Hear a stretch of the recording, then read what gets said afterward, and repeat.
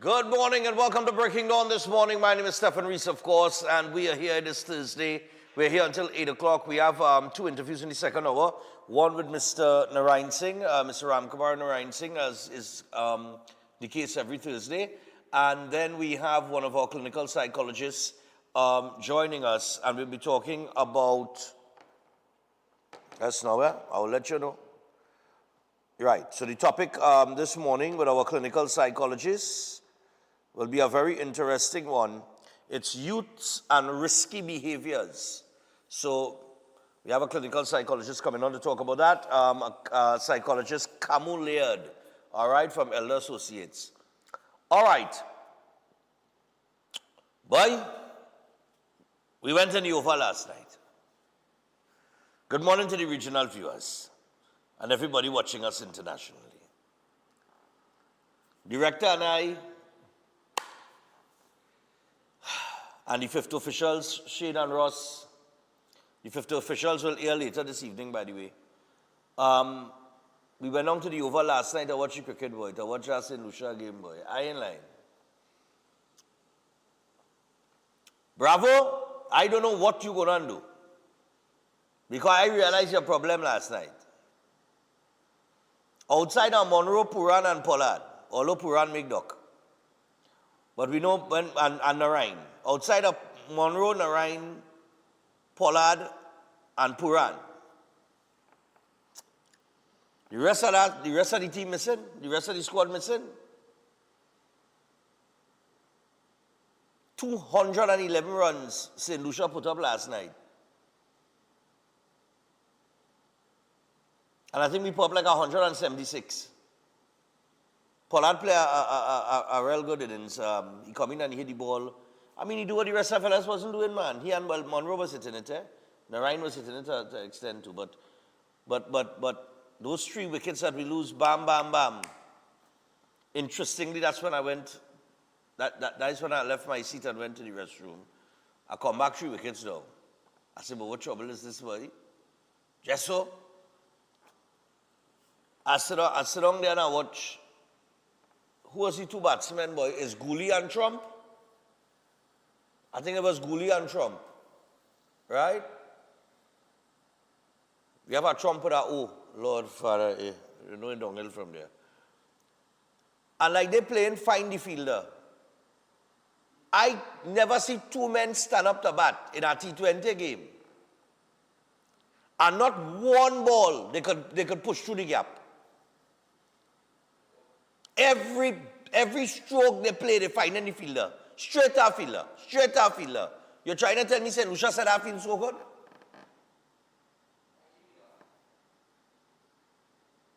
No, serious, you know.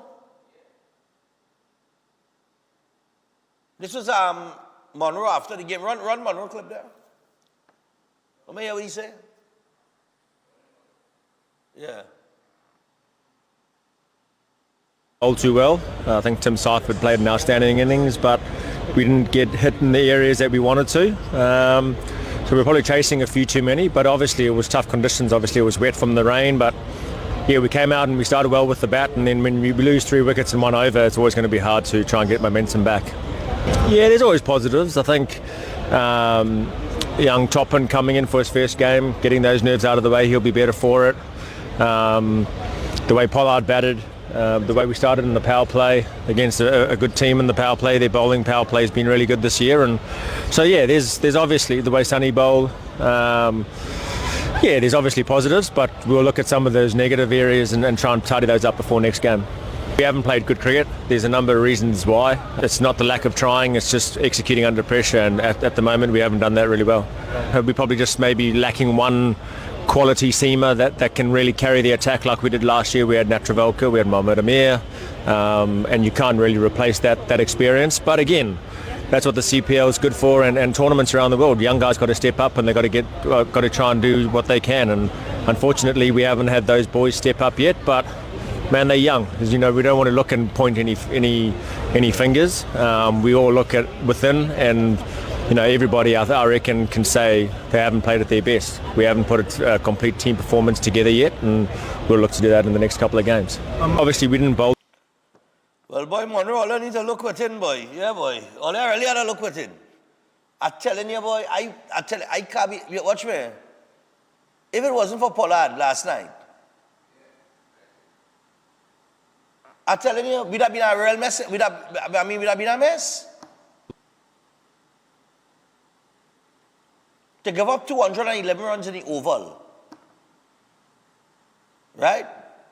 Because, to my knowledge, and maybe I could be corrected, but T20 cricket in the Oval, you don't get no big set of runs like 200 and something runs, so.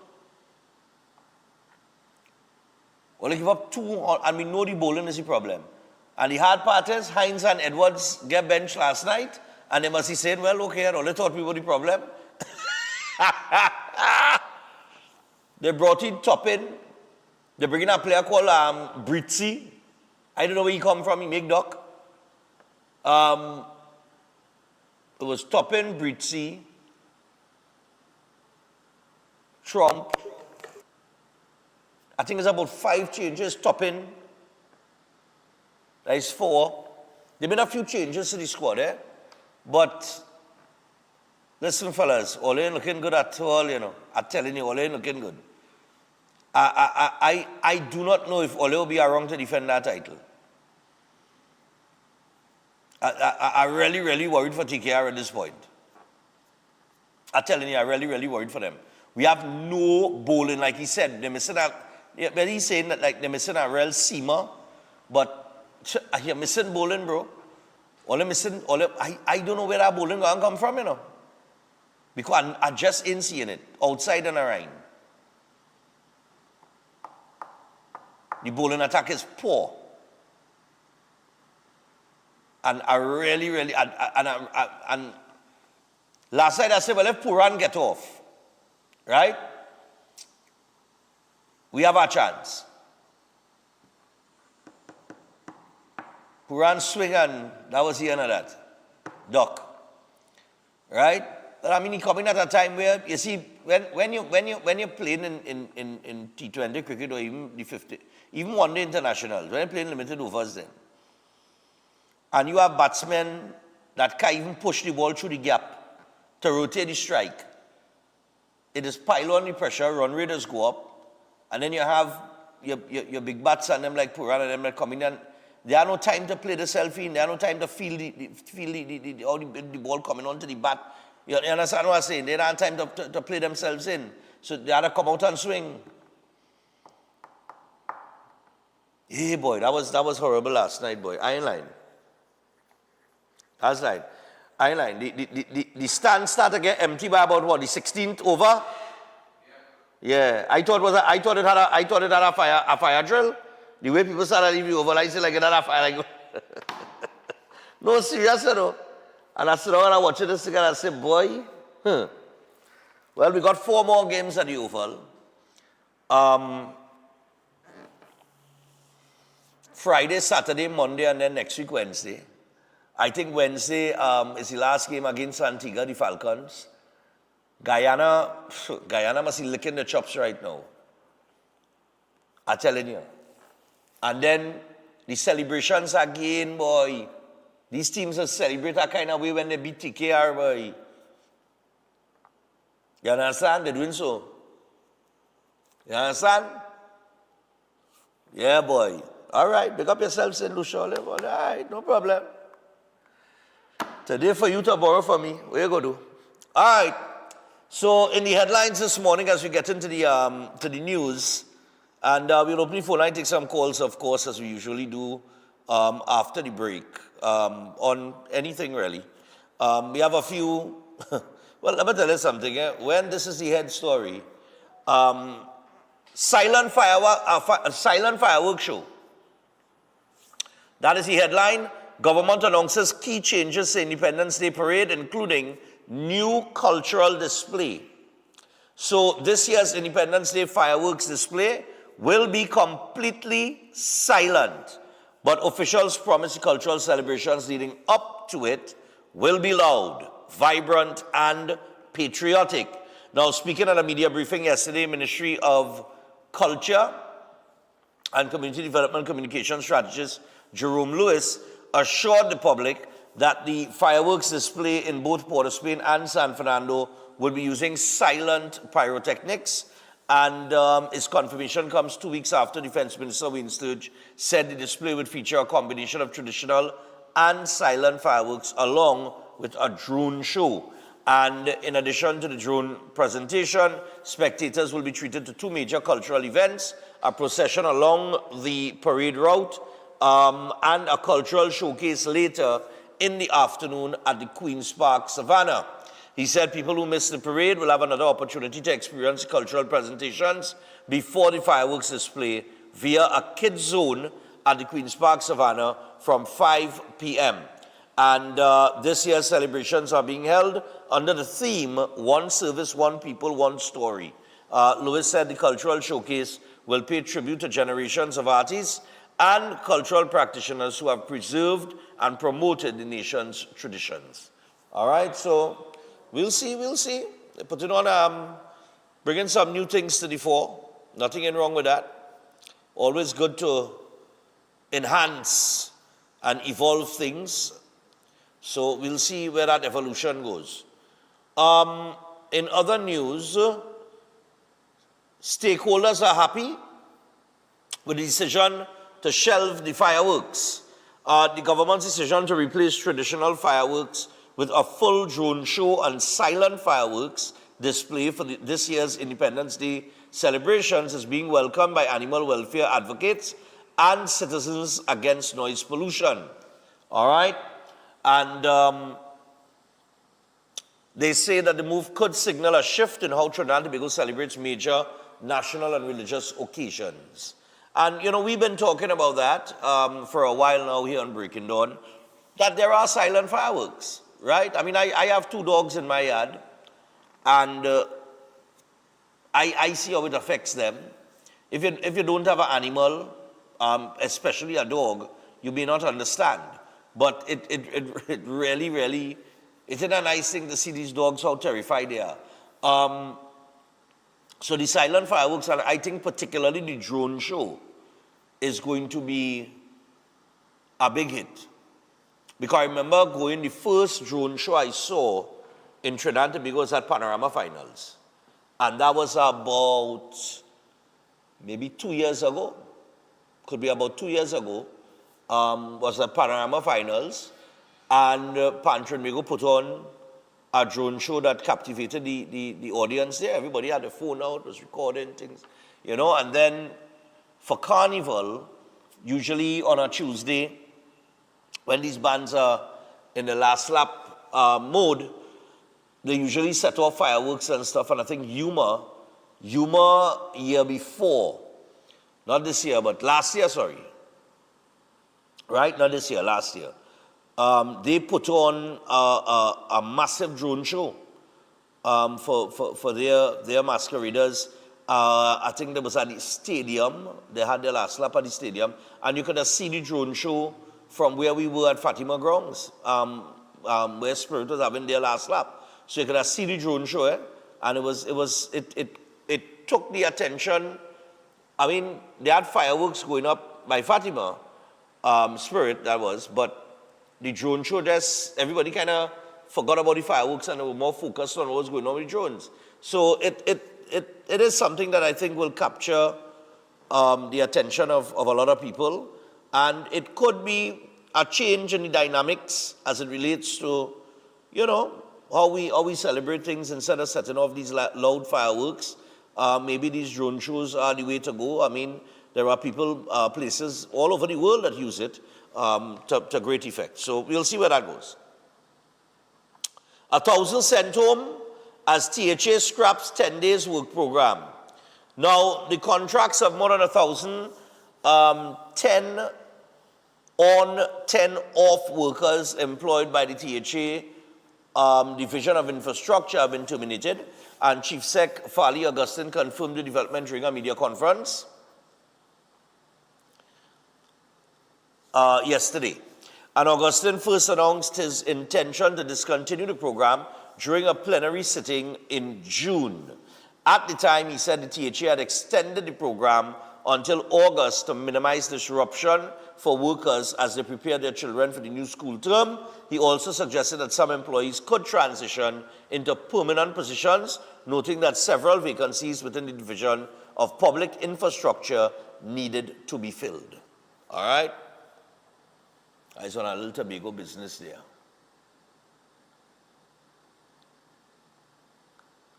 Alexander claims he has shocking documents linked to PNM corruption allegations. All right, well, we actually have the news story here, courtesy CNC3. Could you run me that clip, the Alexander clip? Let's hear what he had to say, instead of reading the story. Roger Alexander is not saying what he's seen, but he did express how he felt when he read some documents relating to allegations of corruption being leveled against PNM members. I have some of the documents in my possession that I have seen, and I don't know. It's shocking. It's amazing that someone could move from the outhouse to the White House. That's all I'm saying. The minister would not say who he was referring to, but when pressed on how the documents came into his possession, he denied they came from San Fernando East MP Brian Manning, who initially made the corruption claims. No. We just get things in there. There are persons who give us information from time to time, whether they are blowing the whistle or not. And Manning is backing that up when contacted by CNC3 News. The San Fernando East MP confirmed he did not give Alexander any documents. He also said he has not sent anything to the police. Asked whether he intends to hand over evidence of corruption to the TTPS, Manning said he doesn't have to. The MP said there is so much evidence in the public domain that it was just a matter of time before it arrived at the doorstep of the police. Now remember, Manning has been making some serious allegations against members of his own party. He's claiming that the PNM has corrupt and criminal elements within its ranks. Some former San Fernando East exec members became overnight millionaires, and questions surrounding contracts allegedly received by former constituency chair Patricia Alexis. Minister Alexander was asked if the police should get involved.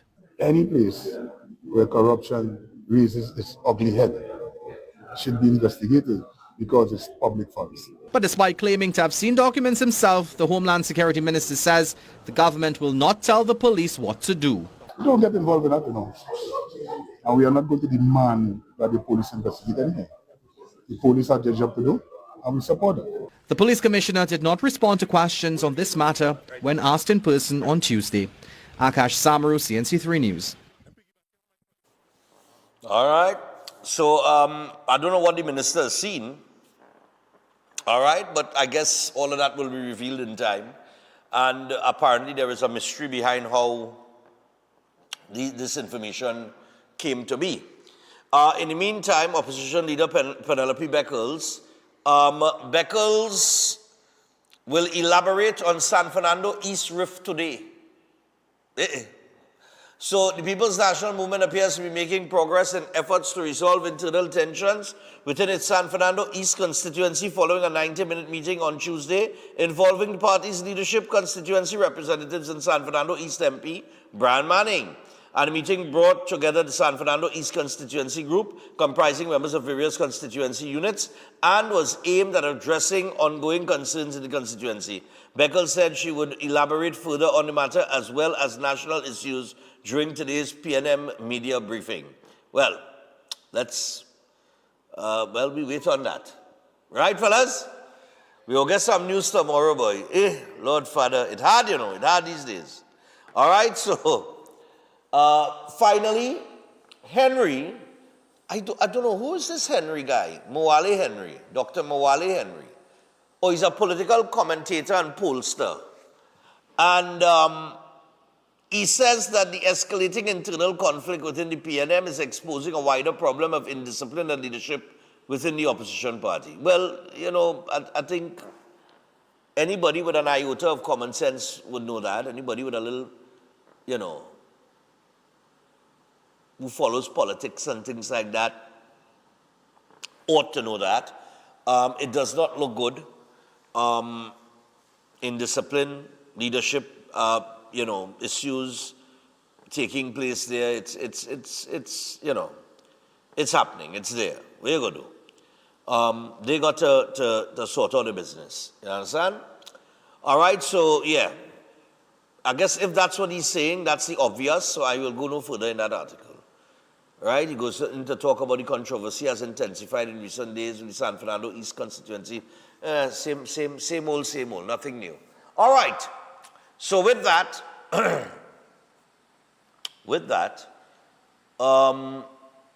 let me just take a minute here to remind you guys about the Trinidad and Tobago Therapeutic Massage and Beauty Culture Limited. All right, so if you're looking for that lucrative career in massage therapy or cosmetology, you can call the Trinidad and Tobago College of Therapeutic Massage and Beauty Culture Limited. They are enrolling now for September 2026, and you can learn from the experts of 40 years in the field and train for a job in the fastest growing industry in the world. They are registered with the Ministry of Education. They are also registered with the Accreditation Council of Trinidad and Tobago for a gate-funded massage diploma.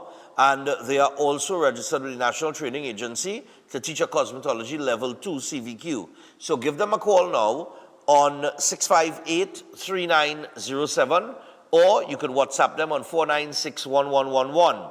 You can also visit their website, www.ttcollegeofmassage.com. All right? So make sure and check them out. And then we have Seth Weil aboard, who has the Holistic Health Clinic. Want to make sure that you get in contact with Seth. If you have tried everything else and you try all kind of different medication and you're fed up going around in circles, don't wait till it's too late, all right? There's always the opportunity to reverse those diseases, and you can reverse it via nutritional therapy in a natural way without any drugs or supplements. So just give Seth a call on 279-3935 or 761-1952 and book an appointment today. And if you're interested in getting his book, you can also order his book, or you can go to RIK bookstores nationwide and pick it up. If you're in Tobago, you can check Nelson's, and there's also, the book is also available on Amazon, and if you're looking for that digital copy, you'll get it on Gumroad. So make sure and check out Seth Weil aboard as it relates to nutritional therapy, and of course, that book is an excellent read. Trust me on that, okay? Also, I want to remind you about Elders, because Elders, of course, is congratulating everybody on completing their CXC and CSEC exams.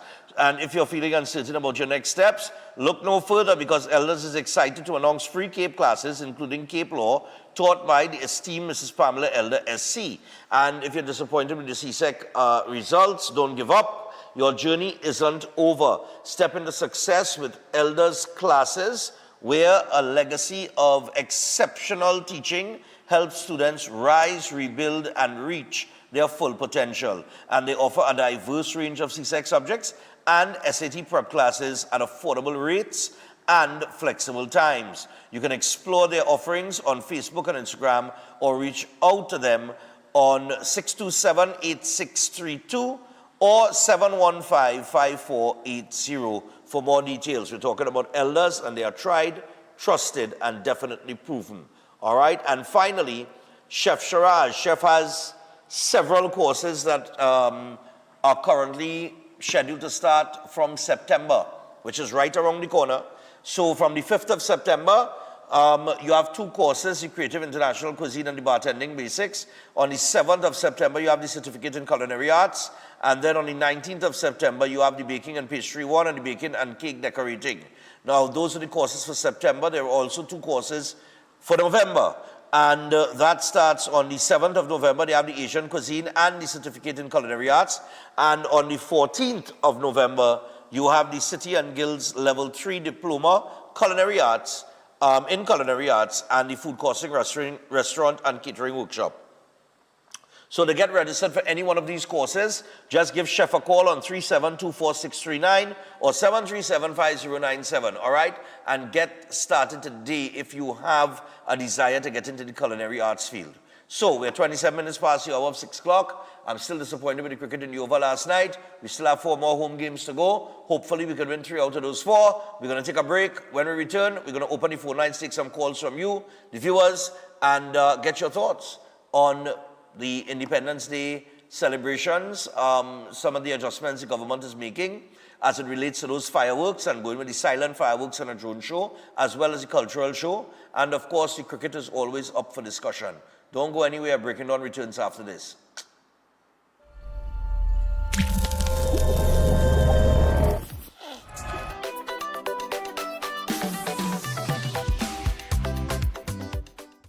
There's never been a better time to take Green Dot home.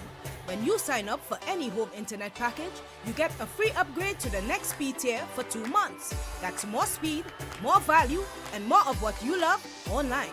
Plus, sign up for a TV internet bundle and automatically get into our Java jackpot to win $500 courtesy FFTV. So don't wait. Sign up, level up, and cash in. Call 224-4368 or visit gd.tt today and take Green Dot home.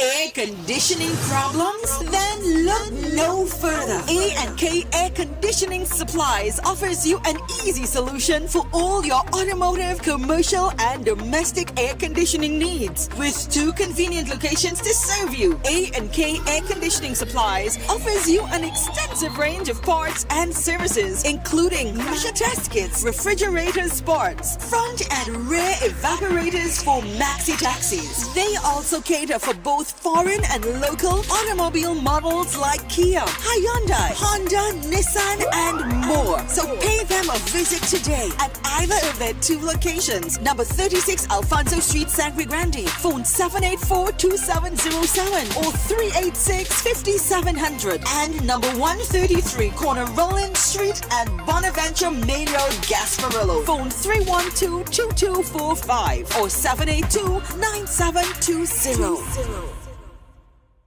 Welcome to Car City Trading, your #1 supplier of brand new Korean auto parts. Come on down to lot number 78, Bamboo Settlement number 2, Valsayn, between the hours of 8 a.m. and 5 p.m. Monday to Friday and 8 a.m. to 2 p.m. on Saturday to get your Hyundai and Kia vehicular needs. Car City Trading has everything your vehicle needs, from a brand new head and blocks to engine parts, transmissions, suspension parts, body parts, electrical parts, braking system, AC system, even the smallest sensor, and much more. WhatsApp us today at 704-2246 or call us at 645-2603 and let us be your car parts solution. Be sure to find us on Facebook, Instagram, and TikTok, and look out for our monthly deals and promotions. Car City Trading, quality products at unbeatable prices.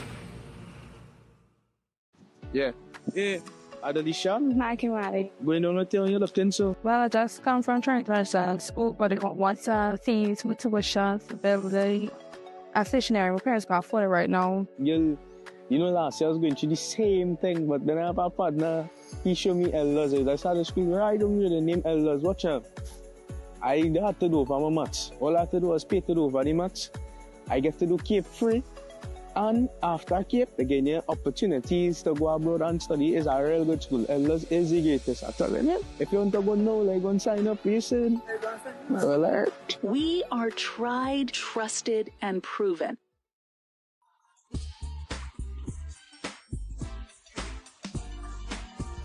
William Monroe's birthday celebration presents a church fundraiser talent show, The Talent Within.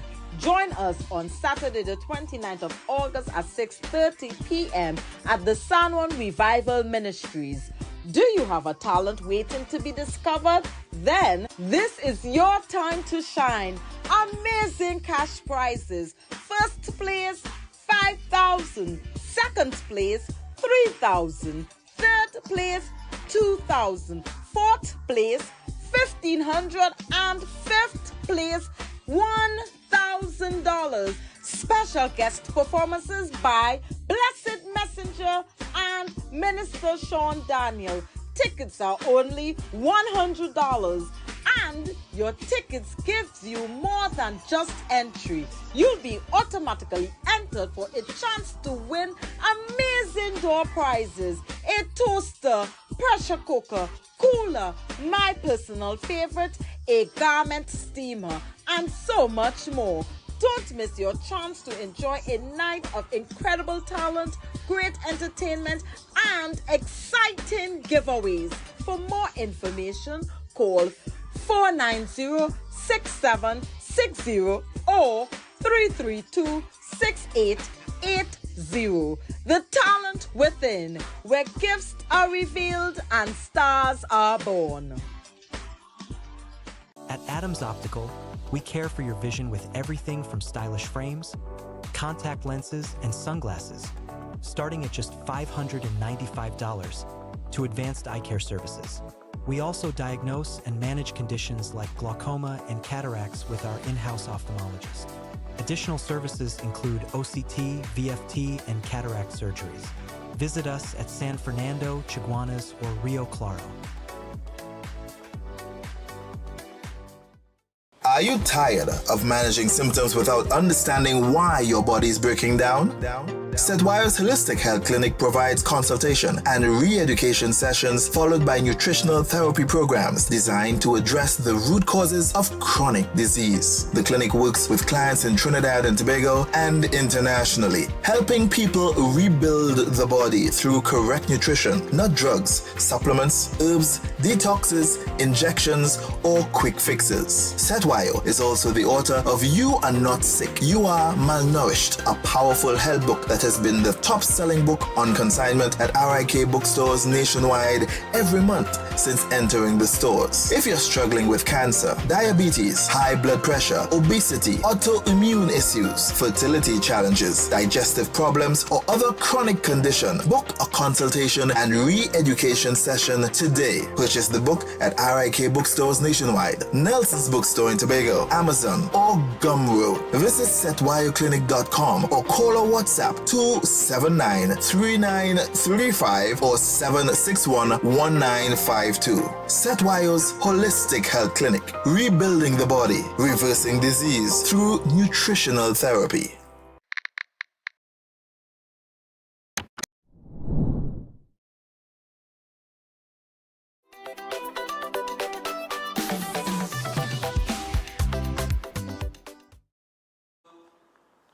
All right, so we're back, people, and as we return, like I said, we want to get to the phone lines.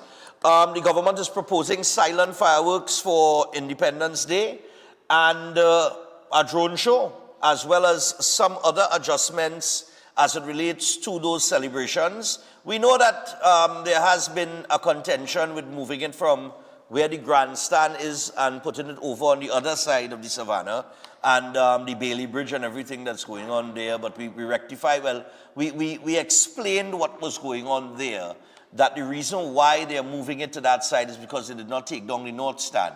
Apparently that North Stand is usually down when you have the Independence Day celebrations taking place. So the North Stand is up. They did not take it down because of the cost. It didn't make any sense to take it down, which would have cost them about $4 million to take it down, and then another $4 million to put it back up. And given the short period for Carnival, they would be launching earlier. Carnival, well, not Carnival itself would be launched earlier, I think, but I think things like Flavor Village will go up earlier. All right? And because of that and everything else that comes with Carnival, it just didn't make no sense to take down the North Stand now and then put it back up in a month time. And that is $8 million of taxpayers' dollars. So they moved it to the other side. They put in a little temporary Bailey Bridge so that the vehicles could pass and things like that. And the parade will go on. So there's some slight adjustments there as it relates to the location in the Savannah and just some infrastructure that went down that caused a whole Save the Savannah road march that was never needed or necessary. And now we are seeing the adjustments now with the fireworks. Remember, when this administration came into office, the Prime Minister was very, very strict on noise pollution. So in keeping with I guess, her position on that, silent fireworks and a drone show. I don't see no problem with that. Hello, good morning. I mean, I had dogs, so I wouldn't see a problem with that. Morning. Good morning. Morning, go ahead. I'm inside first this morning. Yes, Stephan, I want to tell you, make sure, right? If you're living in a outhouse, make sure you reach the White House. I don't want Alexander come behind you, understand, Stephan? I hear you. Alexander, not easy at all. I hear you. I The hear you. Jones, I agree 100%. I appreciate what the state has done in relation to the fireworks. When you take all the persons who are interested in, relative to the noise and so on. So congrats. Stefan, you could tell me why Stephan Reis get out? I don't know. All I know he's captain and he out. Why First ball. Narain? The captain, whatever his name is. Who, Puran? Puran. Why Puran? Why Puran? Why Puran? How he get out with Mikado? Well, listen, I did not see when he got out, because, like I say, the three wickets fell quickly. We didn't have any wickets down. I get up to go to the restroom, and when I come back, 3 wickets down. So I like, but wickets went on. Yes, I went on. And everybody telling me, go back in your seat, go back in your seat. I didn't see. How they expect Pollard now to have made the runs? What is that? Yeah, with a chase like that, Puran and Pollard would have to play a big innings. And when Puran back in the pavilion for Doc is pressure. Because I really had nobody else beside Pollard to pull that weight. But the person who came in to bat with Pollard, I understand, he fell down and he injured his ear. So maybe he wasn't feeling really well. Well, I don't know. That happened. That would have been Gooley? But I think that was Gooley. Yeah. Right. They are sponsored teams, right? I mean, if you cannot show by example as the captain, then you're not with it. Well, just a bad game. Yeah, so let me try to stay between the outhouse and the White House. No problem. Yeah, bye. Yeah. All right, cool. Yeah, Alexander Silver just say this. It is amazing that you could go from the outhouse to the White House. But he just killed me, Morning. Morning. Morning, man. What's going on? I didn't waste my time. I heard screaming and bawling going on in my house. So I didn't get to watch it. Come back to think. We'll be having the parade AI because I saw Jamaica parade AI. I saw AI with the powder and thing shown up. So we'll be getting the parade in AI in a bigger way than what we just do. Because they don't start to make AI this big thing. But for the fireworks, I would do one live once. And the others would have just start letting people know what is what's going on. I have to hang up there. I have a call coming. Okay. All right, my brother, no problem. Yeah, man. We going again. Yeah, man. Morning. Bye. Morning. What going on? Morning, Stephan. I think I have a message for what went on in the Oval today for all them cricketers. And all those who love cricket, and all those who feel they could play cricket. Listen, Stephan, you got to have 4 things before you get into the game, within you. Nobody could put that to you. Nobody could offer you that. You have to have that internally. 4 things. Garfield Sobers had it, the late Garfield Sobers, the greatest, had it. Lara had it. And a lot of men, people like those guys who are calling, had it. 4 things.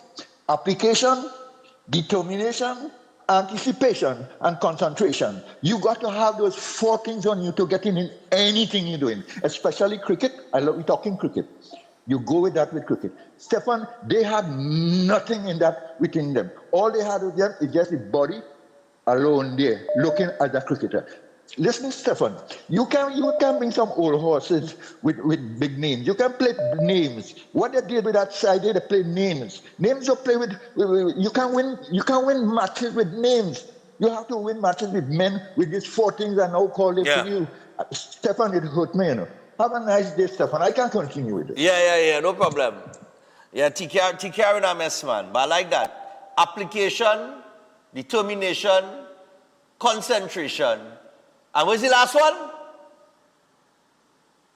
Ole laps in the back there, man. Ole can't give me the 4th one. Morning. Madam Mr. Stephan, what fourth one are you talking about? What's that? What you said just now about the fourth one? The fourth one was what? He said determination, application, concentration. And I can't remember the fourth one. I had to play back here. I thought I was going to use I thought he missed out alliteration and agitation, but anyway. Well, the way TKR going, it could be elimination, but go ahead. Elimination. He spoke about the grandstand you talk about, the taking on, is that? The North Stand. Correct? The North Stand. The North Stand, right? Yeah. Right. That the North Stand itself, okay? The infrastructure itself, that belongs to the government of Trinidad and Tobago? That belongs to NCC. Okay, right. So that is breakdown, store somewhere, come right. back So out for carnival and put together. Right, yes. right. I want to know. Yeah. They're not renting anything it. They're not renting that to anything. That belongs to NCC. But they have to hire a contractor to take it up and put it on.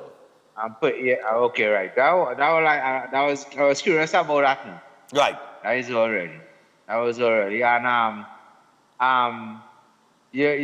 don't know if you're highlighting the relocation of the fire station. It was Princess Town or David to the URP building. Right. That was opened when? That opened this week or? That was highlighted last night in the news. Right, because I know they had the opening of that this week. Yeah, I was saying the link on TTT. Okay? Yeah. I'll send the link. Okay, right. They finally get the fire station back in Princestown, yeah. Cool, man. Yeah. I remember that. But that particular, that fire station, they're getting it back in Princestown. If it didn't open yesterday, it's supposed to open soon. Morning. Morning, Stephan. What going on, boy? What is wrong? What is really wrong with people in this country, boy? Let me tell you something. There's one thing you have to know when you're supporting any sport. There's winners and there's losers. And your team that you're supporting doesn't go and play against 11 uniform. It's 11 players you're going to play also that want to win. Yeah. So if you doesn't win, that don't mean to say that you come out there and you're supposed to win, and then look for all the dotish excuse of dedication and John agitation and all kind of nation. You understand? You just go, you buy a ticket, you go and you support your team. They lose, okay, fine. And you go and hope that they win our next game next time. You know, if the results were different, let me say TKR, them same old people and this one who can bowl and bat and all kind of thing, you know, all them gonna be superstars, the best thing ever. And that's how people is operate. When I used to gamble and thing long time, you know, when I lose my money and thing, I would come home and I can't sleep for days and all kind of thing. And it's only when I realize that gambling is not only for me to win, you know, it's to lose too. Then I realize that, oh, hey, you hear what?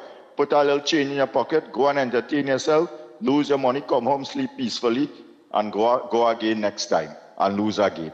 You understand? Until I realize, boy, you're stupid or you're only gambling and lost your money, keep your money in your pocket.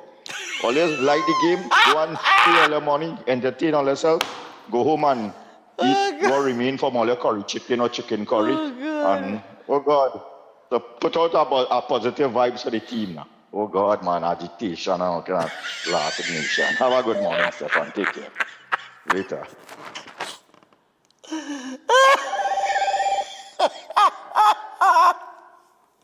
He said, John, I hit the shots. Oh, look, let me this morning, yes? Morning.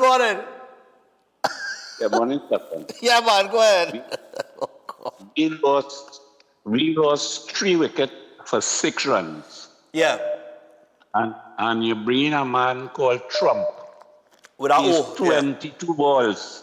22 balls and can't hit a 4. He can't even hit a double. Only singles.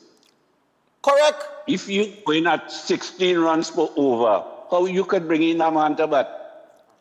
It have nobody else could have come before him. Exactly. The man like he couldn't find a gap. He couldn't put. You saying singles, but the man was hitting the ball straight to the fielders. And that is my point. You looking at 16 runs per over, and that is the man you sending. Yeah, that madness. So bad decisions cost us the game. Yeah, right? You lost. You have pinch hitters. You can't afford to have a man blocking and facing dot balls when you're going at 16 runs per over. I putting pressure on the other end. I putting pressure on the other end. Correct. To end up playing loose strokes. Correct. So we had some bad decisions and that cost us the game. Yeah. Better luck next time. But where the guy he from? Right? He was there all the time? I don't know. That is why I call it to ask you to do a research on him for me. I never hear about him in my life. Even the fella who came in number 3-1 down, he failed in the game. He failed in the game that we lost recently. Right, I Britzy. And even though you want to play him again, put him lower down the order or some kind of thing. Yeah, he can't come one down. Runs. Yeah, he come in one down and make no sense. So bad decisions cost us the game. Yeah, could be, yeah. Could be, yeah. I would agree with that to a great extent. I will leave it at the cricket for today. Have a nice one. Yeah, man, cool. No, but seriously, I don't know where anybody know who is this Trump guy and Britzy. But I must be out of commission. I know I watching CPL every year, but I never hear about Britzy and Trump. Morning, and we, oh God, maybe get a Trump, give me a Trump with a unit, give me a Trump with a O. Morning. The man with Trump, you know, T-R-O-M-P. Yeah, go ahead. Yeah, morning, Stephan. Yeah, the fourth one was concentration, buddy. Huh? If what? Yeah, man. Go ahead. The fourth one was concentration. Concentration, determination, that is, application. Yes. Uh-huh. You know, I forget the third one now? Consistency. No, it wasn't consistent. Did not see inside of there. Everything was shun. Everything was a concentration and this and that and a shun. But go ahead, concentration. I remember the third one now. Determination, application, concentration. And application. Yeah, I said that one already. But anyhow, go ahead. Yeah. But that is what Puran lacking, man. Seriously. You can't tell me you coming in there the first. Yeah, telling you, Stephan. Watch all Puran games. As Puran come in, Puran want to be hitting big shots. Puran Yeah, like he don't know how to play cricket, boy. Well, you can't step up. No, well, Puran over the years, that's Puran's style, you know. Puran has come in and looked to go at it from the word go.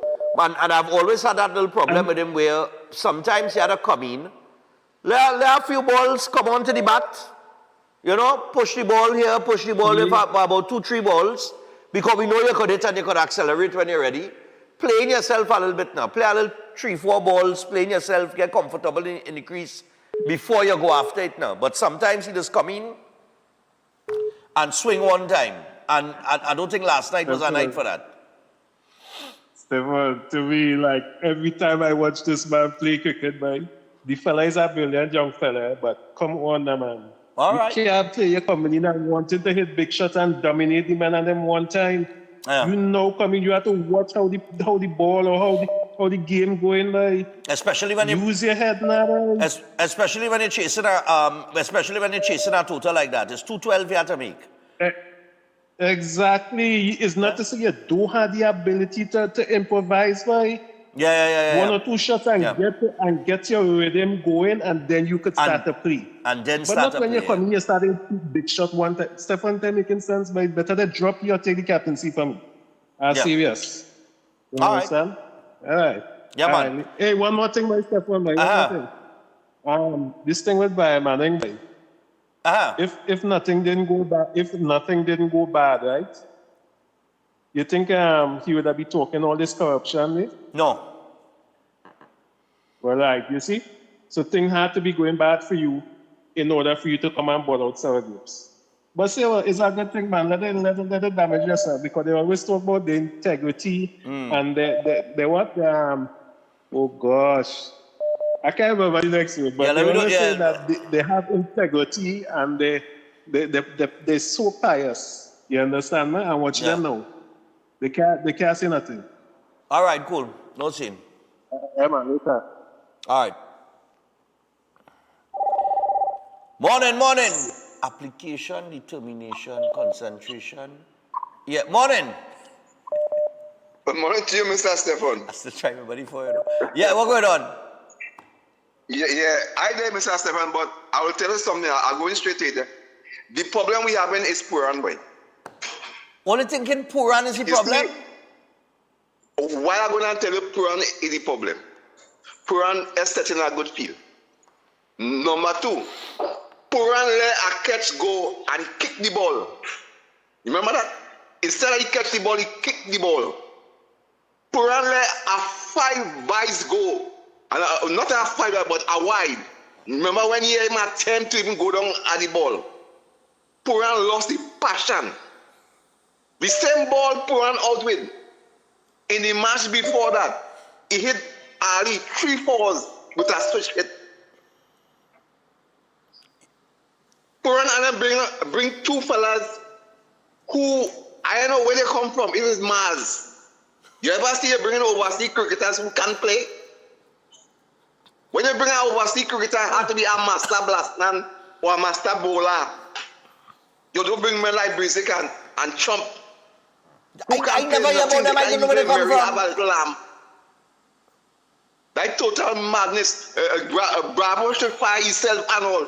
Because like they don't know what they're doing. You have a man only making single 26 ball for 15 runs and expect only Paula to come to win the match and put Monroe on that real pressure. Trump couldn't help Monroe at all until Monroe make a bad shot to all because nothing coming from he put Monroe on that. Man. It's true, he put Monroe on that. Trump put Monroe on that real pressure there and Monroe come and swing it back and pick up a loose one there and get out. Yeah. Yeah, Gully who could play better. When Puran come in, we was not under no pressure. Puran could have cool himself. Yeah, he did not swing. The problem is Puran, boy. One time. Akil Hussein win the first game. Why you put back Akil Hussein as the captain then? It's bad cricket we playing, Stephan. Real bad cricket. I gone, brother. All right, real no problem. Bad cricket. Yeah. No, but we got to go to the break, But I'll tell you this, he's correct there. Trump put Monroe under real pressure. All these fellas had to do is push the ball through the gap. You're coming to play in yourself. You know Monroe going after the bowling. Monroe is the form, easy hitter. All you have to do when you facing is look for the gap, push the ball through the gap, take one, give Monroe back the strike. And you go from there. But these fellas can't even find the gap. Morning. How are you? Hey, morning, man. Go ahead. The fourth word that he said was anticipation. Anticipation. Anticipation. That's it.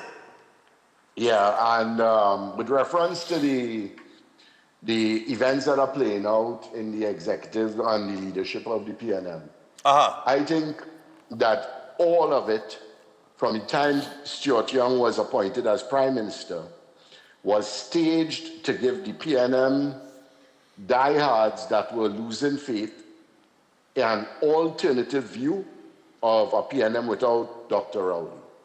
Now that, and because I'll tell you why I say that.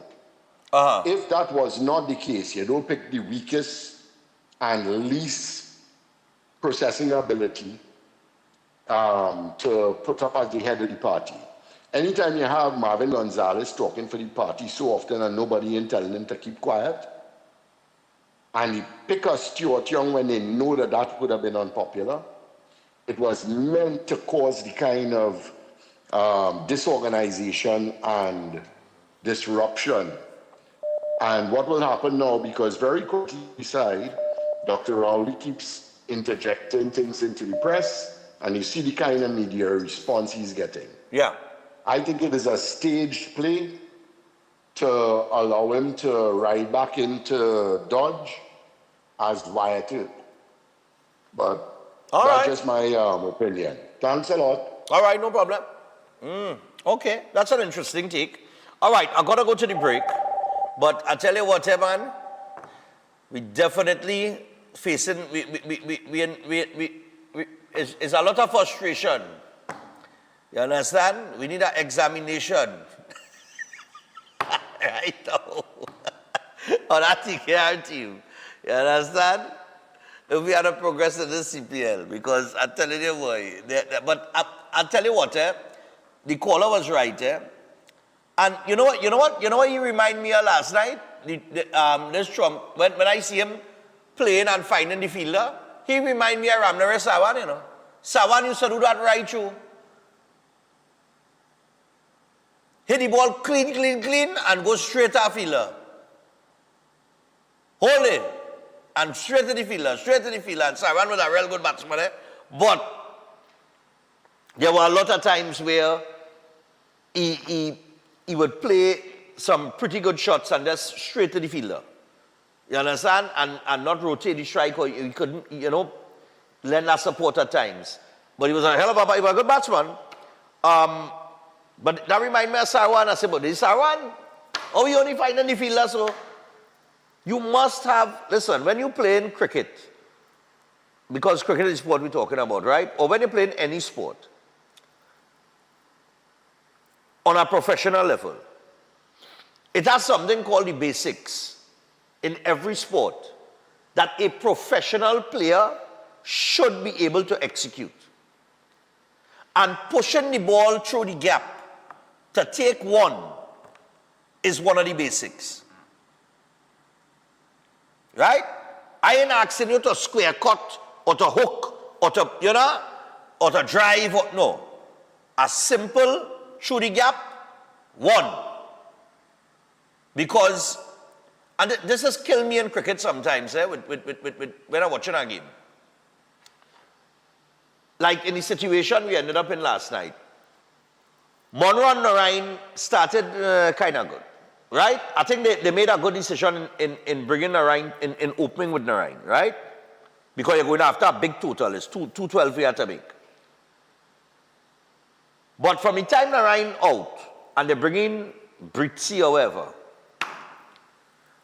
I don't know where they get him from, but if he come in one down, then he had to be, there are some high expectations for him, right? If he come in one dog, he had to be able to do something with the bat. But Britzi come in and whatever. But when Trump came in, all your job is to keep that strike rotating. You don't have to play no shots to go to the bunks. You take your time and play in yourself, brother. But just take your ones. And give Monroe back the strike. But when you sit down on that end, and you consistently not making singles and rotating the strike, and you keep hitting the ball to the fielder, and the inform man down on the next end now, he down there looking at this, and balls wasting, the run rate going up, and it becoming harder. What happens is when your big hitter going now, he going to swing, and he's going to swing at a ball that he should not swing at. But you put him in a position that he have to do that. Because you don't slow the run rate and you send it up on the next end. And I mean, these are basic things that professional players are supposed to be aware of. I could never understand that.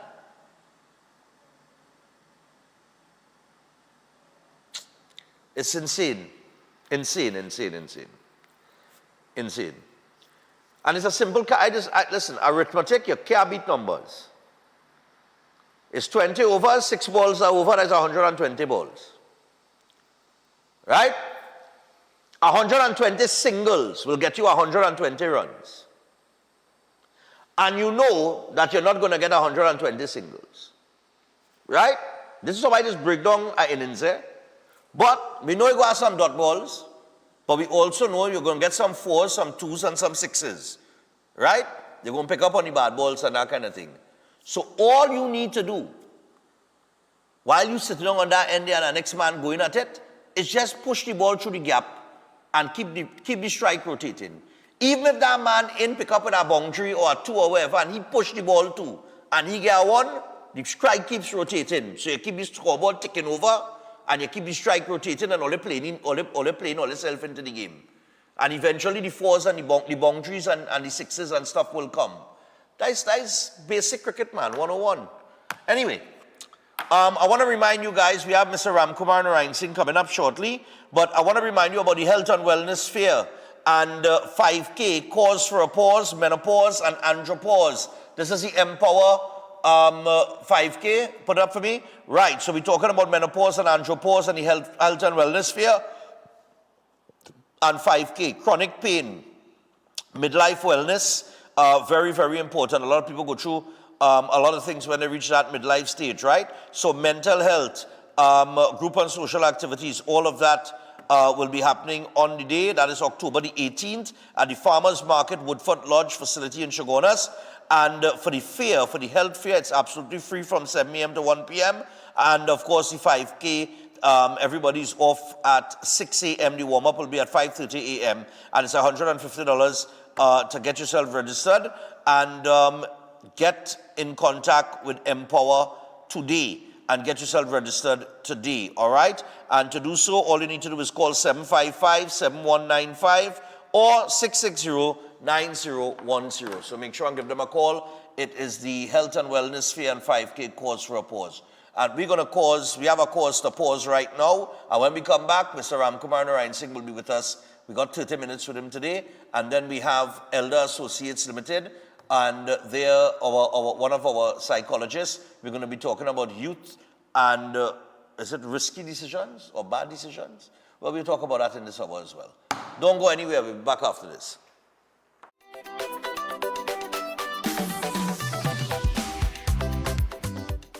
Every day at the castle, long before we open our doors, our work begins. Our famous seasonings are mixed in advance.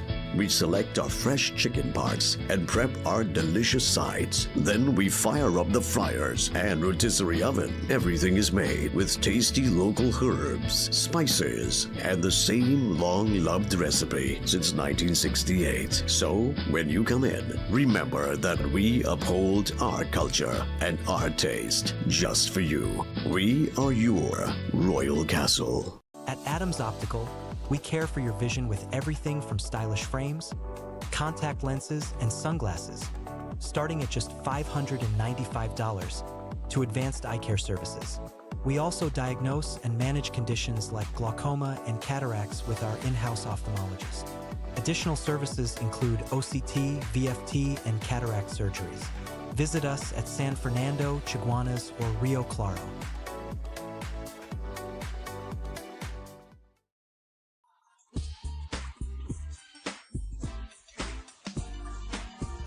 William Monroe's birthday celebration presents a church fundraiser talent show, The Talent Within. Join us on Saturday, the 29th of August at 6:30 p.m. at the San Juan Revival Ministries. Do you have a talent waiting to be discovered? Then this is your time to shine.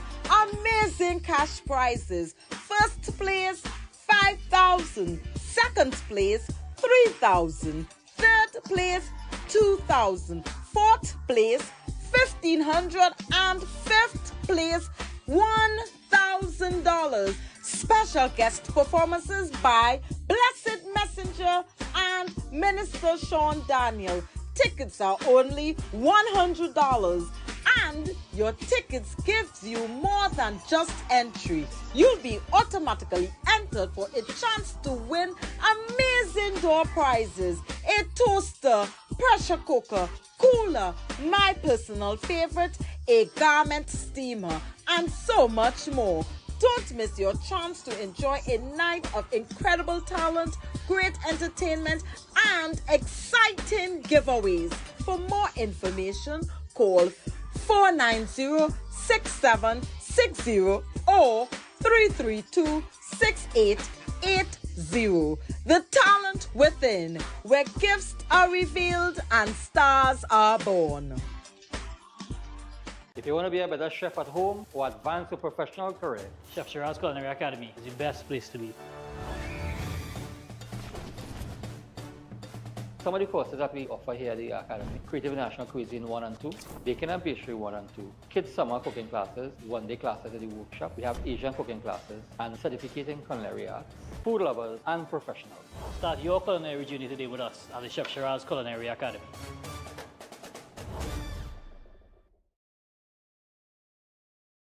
Concerned about the safety and security of your property? Then look no further. At Electromatic Gate Systems, they specialize in fabrication of gates, fencing, and much more. They also provide remote control access for sliding and swing gates and garage doors for residential, commercial, and industrial use. Have a design in mind? They can fabricate and motorize it into reality. Why choose them? They supply Italian-made motors backed by 10 years warranty, and you can ask about their lifetime warranty packages. Electromatic Gate Systems remains the sole authorized distributor for ProfoundNet throughout the Caribbean. Don't compromise your security. Contact them today at 333-GATE. That is 333-4283. Find them on Google, Facebook, Instagram, and TikTok, or visit their website at www.electromaticgates.com. Their team is standing by to assist. Welcome to Caribbean Tourist Villa, your home away from home in the heart of Port of Spain. With over 25 years of trusted hospitality, Caribbean Tourist Villa has been a reliable choice for both business professionals and vacationers. Our guest rooms are thoughtfully equipped with all the essentials for a relaxing and productive stay, and our tranquil pool area is perfect for relaxation after a busy day. We've created the ideal space for you to relax, recharge, and enjoy. Give us a call to book your stay today. Master Ganesh Bhargav offers powerful guidance for all kinds of life problems, doubts, confusion, protection needs, and clarity. His astrology practice comes from a powerful ancestral tribal lineage with over 500 years of astrological and spiritual practice. Bhargavji does not dominate or pressure clients. Instead, he focuses on fixing problems with care and balance. His reunion love spells and death reversal spells are designed to restore harmony and provide lifetime protection. This is not individual effort alone, but collective spiritual power working for you. Many clients notice strong positive changes within a few sessions. Call +1 868 347 2350.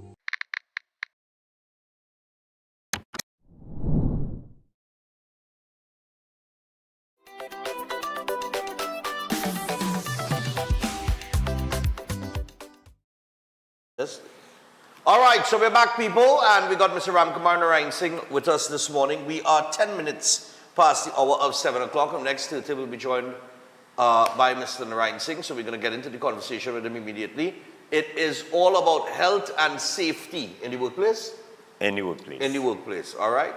Because, you know, health and safety at home is important too, but the workplace is, you know, vital. Yeah, go ahead. Now, the reason why I decided I want to talk about this is because I realized that HSC in the work environment is a bastard child. It's a bastard child in Trinidad and Tobago. Now, a lot of people, or most people, would be familiar with the Occupational Safety and Health Act, or commonly known as OSHA. So you'd hear about OSHA, you'll hear about OSH. OSH is actually, that acronym is actually a universal acronym. A lot of countries use it. In Trinidad and Tobago, we have the Occupational Safety and Health Authority. And we have the Occupational Safety and Health Act, right? Now, recently, OSHA has been ramping up their activities, or it appears that they have been ramping up their activities. Quite a number of companies have gotten visits from OSHA, and they have gotten notification, you know, on different things that they need to improve or put in place. So I want to go through this morning quickly a brief overview of what the typical workplace or the average workplace should have as a minimum standard of practice when it comes to health and safety. I also want to be clear to the public that whilst I'm giving this overview, it does not mean that this is going to be in any way an absolute structure of what OSHA will expect from you, because the nature and circumstances of your business operations impact on the standards and requirements for health and safety that is in accordance with the OSH Act. So it's very, very important that based on the type of business you're engaged in, you also seek professional guidance from the HSC consultants and the HSC experts that exist in Trinidad and Tobago, right? So, minimum standard, in the first instance, the OSH Act establishes that every single work environment, including this work environment, has to have a structure of safety awareness, and that awareness has to be consistently communicated and presented to employees. Right. So, toolbox meeting. Let's just start with something as simple as that. A toolbox meeting. Toolbox meeting. Now, a lot of people think that the toolbox meeting is for the industrial sector only. Only, okay. People make that mistake. They believe that, well, if I have an office, or I have a clothing store, or I run a restaurant, or a small shop, I don't have to have too much, any OSH regulations applies to me. I don't have to have any HSC protocols. In any environment where you have workers operating and there's some type of process flow when it comes to a business activity, you have to have a system of acknowledging the different types of risks and hazards that may exist. And toolbox meetings in a workplace is a 5-minute to 10-minute conversation about the basic HSC rules that a person should follow. Right. And just to use you as an example here this morning, Stephan. You work in a studio, and you come here, you come up the stairs, you open the door, you come up the stairs, and you come into the studio, and you have a seat on this chair. There are maybe 3 major risks that become easily identifiable. When you step from the yard into the building, you have to be mindful that it's a step up. It's not a flat area. Right. So the potential for slips and trips exists. Okay. The simple mat that you have at the front door, if you put the wrong mat there, or a person is not paying attention and they walk and they hook up on the mat, they're going to fall down. Right. Opening the door, if you're closing it back and you leave your finger in the door, what's going to happen? Yeah, if it does, your Squeeze. finger could get squeezed. Yeah. So, simple, the simple exercise of getting into the building presents risks and hazards, right? Okay. So, in a toolbox meeting, we may simply have a discussion this morning and say, you know what, we're going to talk about getting into the building safely. All right. And you spend 2 minutes when you approach the doorway. Be mindful that there's a mat. Pay attention to the step up. There must be a sign that says uneven surface or watch your step. And the reason why OSHA establishes these little signs and signals is so that to remind persons, the responsibility of the employer or the occupier of the facility is to remind persons.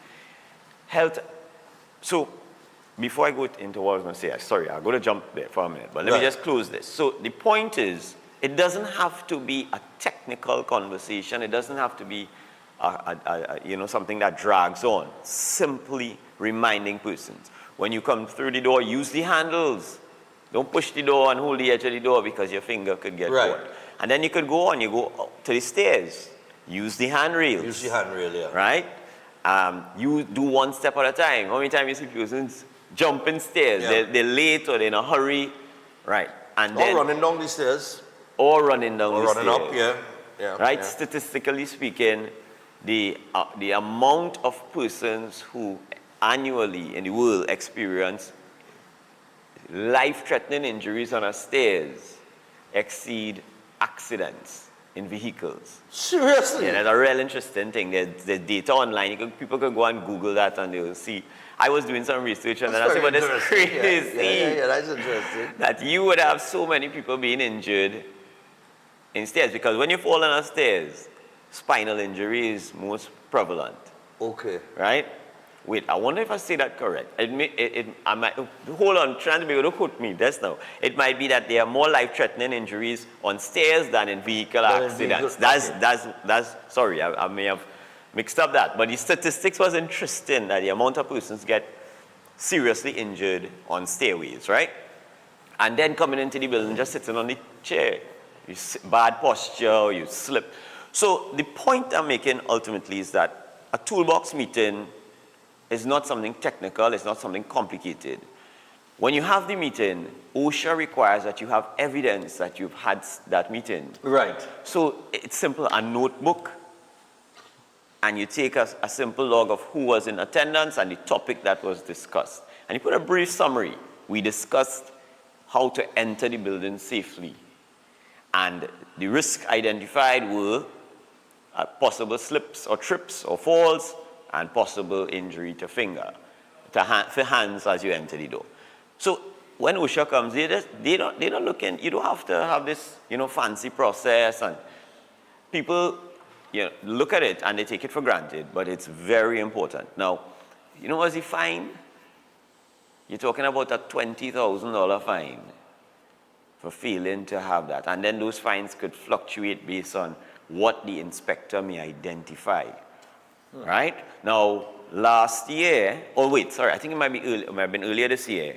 This is public information. There was a judgment at the Privy Council level that came out where against OSHA actually, where it was, there was a challenge in regards to some OSHA charges against a particular company, but a lot of other companies had this. Okay. And what was identified in it, that it was identified that OSHA was referencing a particular part of the act that gave them the authority to act within a certain statutory period. And what was identified, that the Privy Council ruled that they were referencing the wrong period. So they were referencing a 2-year period that was associated with filing matters in the criminal court or whatever, and there's a 6-month statutory period for the OSHA inspector to give the citation and address the employer, right, or file the matter at the industrial court. I've given you a crass overview of it. There's a lot of more technicalities in it. Well, I would imagine we're talking health and safety. Yeah. But what happened ultimately was that OSHA realized now that they need to now follow through with the process and expedite the enforcement. Okay. That's their job, and they're doing their job. And unfortunately, we in Trinidad and Tobago have a track record as a country of poor HSE practices, unfortunately. And even to this day, a lot of large major companies take it for granted that they need to have these protocols in place. That's the thing. I'm not going to ask you that, when they mention the steps and use the rail, and some people put a sign there, please use rail. Correct. Right? And you might you would have a large amount of people that would use those stairs, and they may not use the rail. Right? So in a lot of instances, even, outside of the companies that take things for granted, employees do as well. Right. So let me touch on that, because it's like a wet floor and they put on a caution sign, and everybody just still pass right there, inadvertently you are effectively representing the views and feelings of the employers and business owners who put the effort in or choose not to put the effort in because they feel that people don't take it serious. Yeah. Well, here's the catch-22 with that. The truth is, developing a culture of safety requires an effort. It requires consistency. Right. It requires an intent. And how the law is written, it's written in a way where it places the employer as the responsible party for building that culture. So to say that in a work environment, I have put the sign up and I have put the rails up and I have done all the things that is necessary and the people still not using it, is actually, in my opinion, a cop-out. It's an excuse for sidestepping the responsibility that you have for building the safety culture. Okay. Right? So What a lot of people try to do all the time is they try to just check it as a box. I listen to a lot of employers all the time and they talk about it and they, so I have the policy and so I could show OSHA that I have the policy and we do the meeting and the people come, but they're still not, the workers are still not complying. They are not complying, unfortunately, because you have not been effective in building your safety culture, because your enforcement, your action and consequences system is poor, because there's enforcement behind this. Right, but I'm talking about enforcement. Does OSHA enforce? Now, to be fair to OSHA, OSHA's OSHA's job is not to build the culture for you.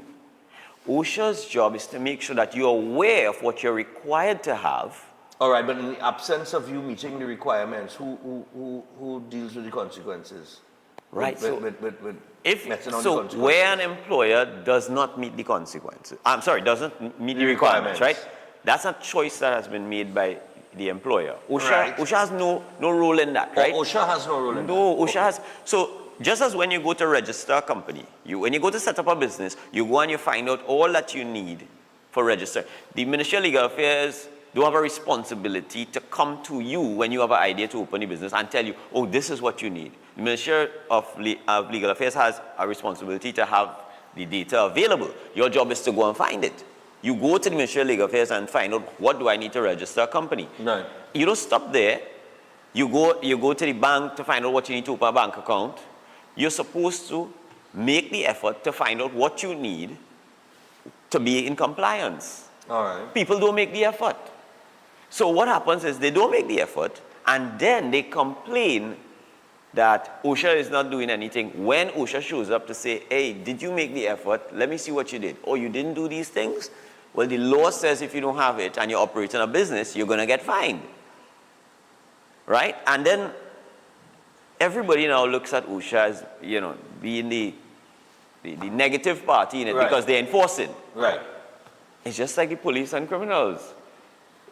Well, yeah. You don't get, the police will just come look for you. But that's the thing, you talk about culture, building culture. And the culture. We have built a culture of how could I say it, boy? Negative mindset, non-compliance, disregard for rules and protocols. We have built a culture of disregarding rules. All right.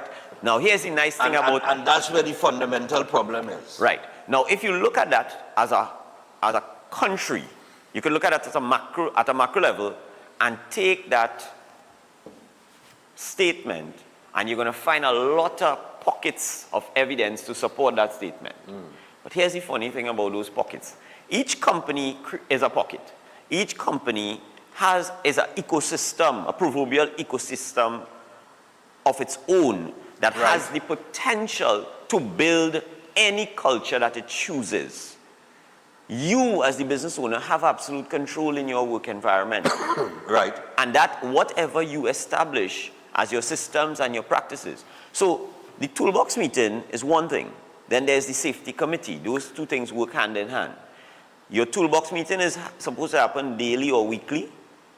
It's not really monthly. That would be too far apart. So it'll either be daily or weekly, based on the nature and circumstances and the size of your workforce and the different departments and whatnot. And your safety committee is supposed to be a committee that comprises of management personnel and members of the workforce. You select or you give people an opportunity to participate. And you're supposed to monthly have this discussion. Okay. Right? Now, I was going to tell you earlier, and I want to say this here. Safety as a policy and a legislation is written in blood. Let me explain what that means.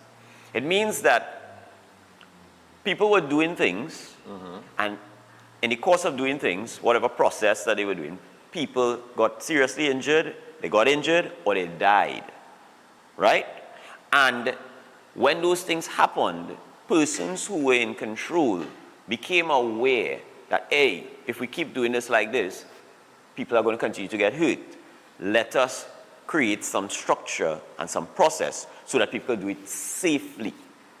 Okay. I'll give you an example. there's a particular, I think it was a bridge that they were building in the US. I don't remember the name of the bridge now. And there was a guy that came up with the idea of putting a net under the construction. You know why? Because they were losing employees. They were falling off the bridge and dying, yes. And the interesting thing is that the idea wasn't really because they were absolutely concerned about the people dying. They were more concerned with the fact that when they lose the the technical workers, they couldn't easily find a replacement. Seriously? Sorry, tell her. I'm no, sorry. But listen, that to me speaks to different priorities. Correct. Right? So their priority from a business perspective is, hey, we lost our man there, how we replacing him? And there's the thing too, we have to keep in mind that nobody's indispensable. So right. When you go on today, the company moves on, you know. No, I'm deliberately saying this. I am deliberately saying this, Trinidad and Tobago, because sometimes we must accept that there are different type of personalities in the world, Stephan. Different, as you said, different priorities. So, as a business owner, if you do not want to look at it from a standpoint of having care and regard for your workforce, right? Then look at it from a different standpoint.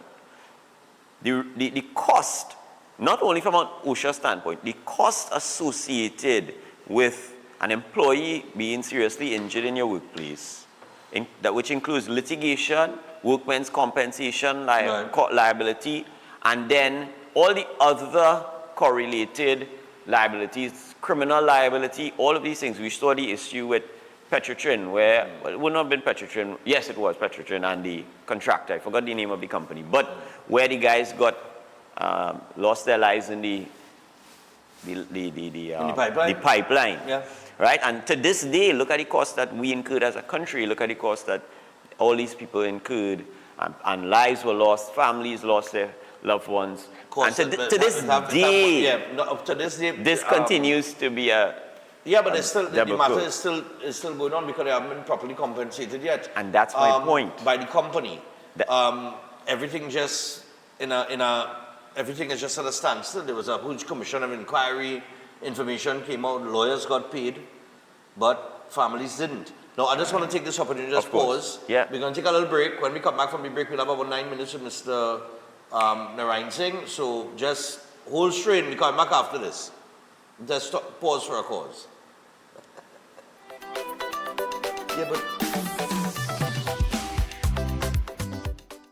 There's never been a better time to take Green Dot home. When you sign up for any home internet package, you get a free upgrade to the next speed tier for 2 months. That's more speed, more value, and more of what you love online. Plus, sign up for a TV internet bundle and automatically get into our Java jackpot to win $500 courtesy FFTV.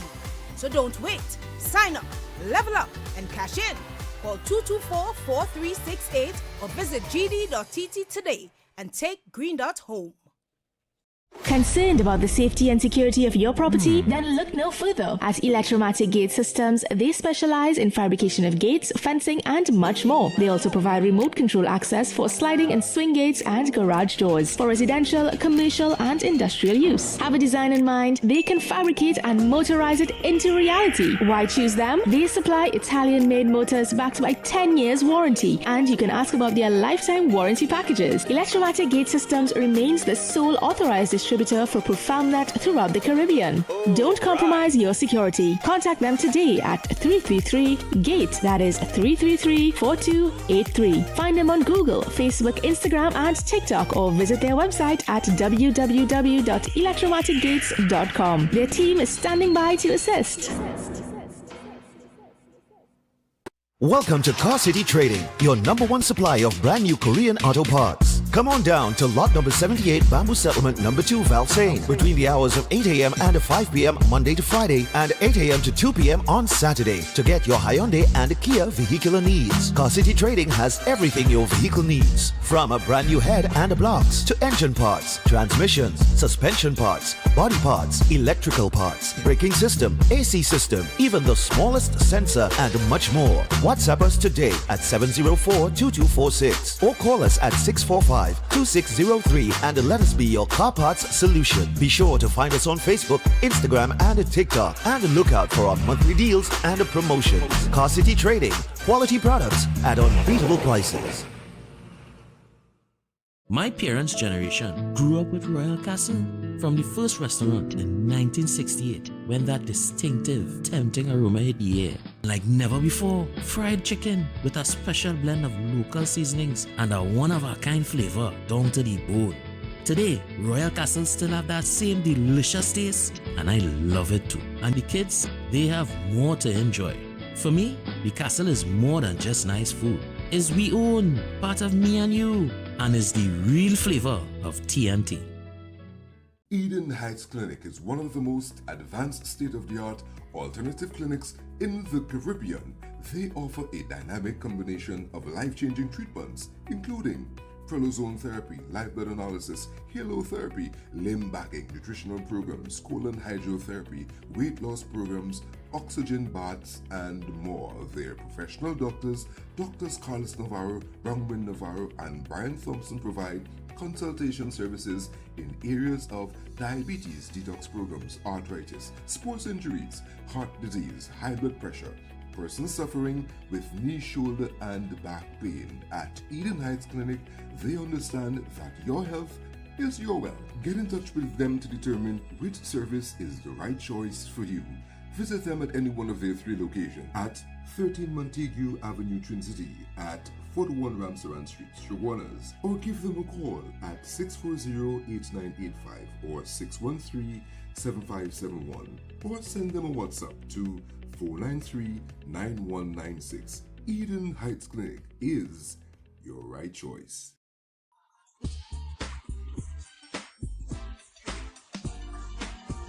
William Monroe's birthday celebration presents a church fundraiser talent show, The Talent Within. Join us on Saturday, the 29th of August at 6:30 p.m. at the San Juan Revival Ministries. Do you have a talent waiting to be discovered? Then this is your time to shine. Amazing cash prizes. First place, 5,000. Second place, 3,000. Third place, 2,000. Fourth place, 1,500. And fifth place, $1,000. Special guest performances by Blessed Messenger and Minister Sean Daniel. Tickets are only $100. And your tickets gives you more than just entry. You'll be automatically entered for a chance to win amazing door prizes, a toaster, pressure cooker, cooler, my personal favorite, a garment steamer, and so much more.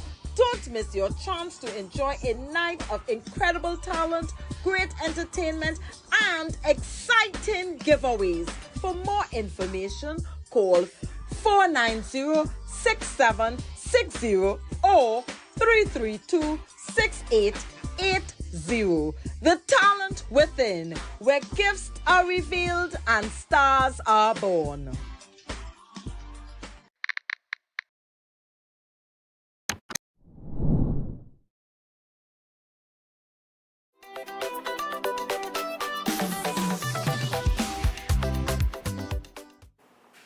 All right, so we're back with Mr. Reis. We're continuing the discussion of health and safety in the workplace. We have about 8 more minutes to deal with that. So, right, let me hear you now. Where were we? We were just leaving. With Paria. Paria, We were with Paria. And the situation with the divers and the compensation or lack thereof, commission of inquiry, all sort of tralala, to uncover, what took place on the day and things like that. But in that industry in particular, right, health and safety culture it has to be adhered to. It has to have that culture, because the slightest error could cost you your life. Correct. So there are certain jobs where the slightest error can cost you your life and could cost other people their life. And then there are other jobs where you could make an error, but it wouldn't cost you your life. Correct. You might damage something in the workplace. Limb or property. Right. but it's not life-threatening errors. But there are certain industries that these things have to be adhered to strictly. So in the first instance, to really generate and maintain a safety culture, you have to consider that all risks and hazards are life-threatening. That's the attitude that you must have. Let me tell you, I know this barrier issue is a very sore topic in the country and continues to be a sore topic. So I wanna be considerate for everybody who's involved, right? Right. There are a lot of blame going around. There's a lot of emotional loss. There's a lot of emotional impact. There's a lot of financial impact. The damage to the social structure of those families and the people associated with the incident is irreparable. The damage done to the people involved, even at the legal level, the representatives, whatever, the stereotypes have been, stereotypical attitude and perceptions that have been applied to these people will not go away ever, right? Some people, regardless of how much money they get, the truth is sections of the public look at them a certain way, for or against, it doesn't matter. Yeah. And when you look at that entire incident, the events, what you recognize, Stephan, it comes back to a moment in time. A single moment in time. It does. It comes back to a point where somebody or some group, some people, whoever it might have been, in their process of analyzing what the activities were supposed to be, failed. Somebody, in the course of their doing what they were supposed to do in that whole process, failed. Whether it would have been attentiveness, whether it would have been technical focus, and the analyzing of how it was supposed to be done, they Following failed. protocols. Somebody, right? Or some people. It could be collective failure, right? Now, when you consider that, consider it against the backdrop of how little things that we take for granted affect or impact on things that go forward as like a ripple in time. Right. And so when you build a safety culture, you have to have an attitude, take the disposition of considering that the safety and well-being or the people's lives, regardless of how small or large you're thinking it would impact on them, that you should not let that be your compass, your moral compass or your ethical compass in determining the level of intent and focus you're going to apply in developing safety culture. So it's a very costly example, that we reference here. It's really unfortunate what has happened. All right, in terms of, we have about 4 minutes. So in terms of health and safety, and even, not straying too far from the barrier situation, right? Is it in a company's best interest to drag out a compensation process? Right. Especially if it's going through the court. Which sometimes a lot of these things are, you have to go to the court because the company don't want to settle and that kind of thing. They don't want to accept the liability. Or the responsibility. Right? So is it in their best interest to drag it out as long as possible? So here's the funny thing with that, right? Right. So where does the loyalty, Correct. Where does that relationship between employer and employee stand? Yeah. So in private sector companies, there would be absolutely no value. None whatsoever. And I'm being very specific here. Here's why. In private sector. Here's what I'm going to tell you. Go ahead. So in a private sector setting, what happens with these companies is that the loss and the liability of cost associated with the process of dragging that out and then the eventual outcome, that far outweighs any potential benefit that a person could presume in their mind, whether they're crazy, they're illogical. Here's why. In all private sector entities, there is a limit to their resources. Regardless of how much money they have, there is a limit. You know, the problem with public sector? The problem is, in reality, unfortunately, the accountability for the public purse is poor. Poor, well, yeah, we know because when you look at that, if that was a private company, they would have resolved that. They would have, OSHA would have go the distance with whatever they had to go with. The process would have been applied. Workmen's comp would have been applied. All the necessary protocols would have been executed expeditiously, because there is no value for a company that wants to continue operating and succeeding in allowing the loss of lives to become a public spectacle. There's none. Okay. Right? But unfortunately, when you're a state entity, the reality is that the things are different, because guess what? A lot of the people in the system, they're not accountable, nor will they be held accountable for the cost. Well, that's what we see playing out. I think that's what we see playing out to a great extent in that situation with Paria. The lawyers said it all the time, the money that they spend in that process, they could have paid the families. They could have healed the nation. Yeah. That's the truth. Because you can't replace the people's lives. You cannot ever fix that problem with money, but you could have eased the burden of loss. That's all. That's all you want to do, ease the burden of loss. Yeah. Well, interesting discussion this morning with Mr. Narayan, of course, health and safety. Some very important tips there and some important information. We hope that you get it. For those of you with business, please take it seriously and start to adopt that safety culture, health and safety culture in your business. Because I know a lot of people take things for granted. That is a Trini way to take things for granted. You know what I mean? It probably have several health and safety issues inside here, like he said, when we come in on our border that we don't even pay attention to. You understand what I'm saying? I mean, short man is be walking around here, we don't know, you know, he's a risk by himself, you know, with his height. So we don't know what's going on. You know what I mean? But on a serious note, there are a lot of different health and safety issues that you don't pay attention. Everything applies differently, I guess, to different sectors and line of work, right? Yeah. Like people who put up, who had to go up on scaffolding and all these things. There's a whole harness. You don't see harness. You don't see harness. So I just be like, but they don't know there's supposed to be a harness. What is really going on? You know what I mean? You just see some things happening during the course of the day. Men going up on TNT pole and thing, and it's be like, well, wait now. No, but TNT. But sometimes you see some things. Yeah, you do. That just be like, you know, because a man, what's happened to a field, people get comfortable in a job, eh? Familiarity. Look, dangerous thing. I accustomed to this here, so don't bother with that.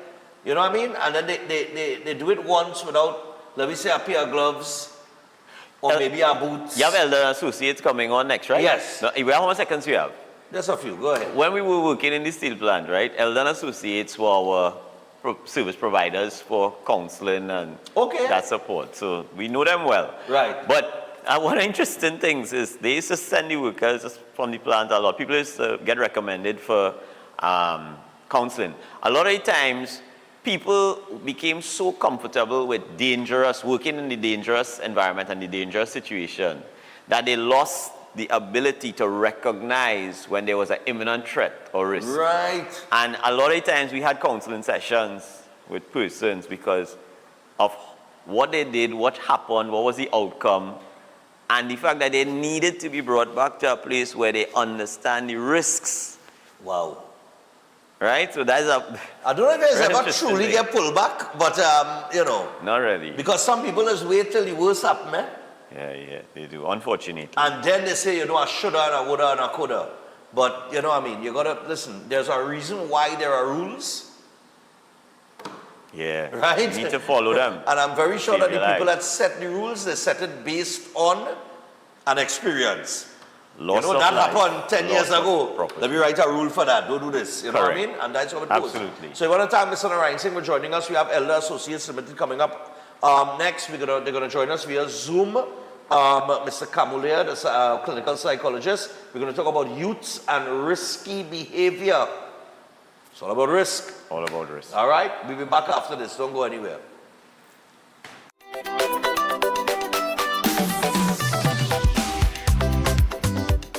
Welcome to Caribbean Tourist Villa, your home away from home in the heart of Port of Spain. With over 25 years of trusted hospitality, Caribbean Tourist Villa has been a reliable choice for both business professionals and vacationers. Our guest rooms are thoughtfully equipped with all the essentials for a relaxing and productive stay, and our tranquil pool area is perfect for relaxation after a busy day.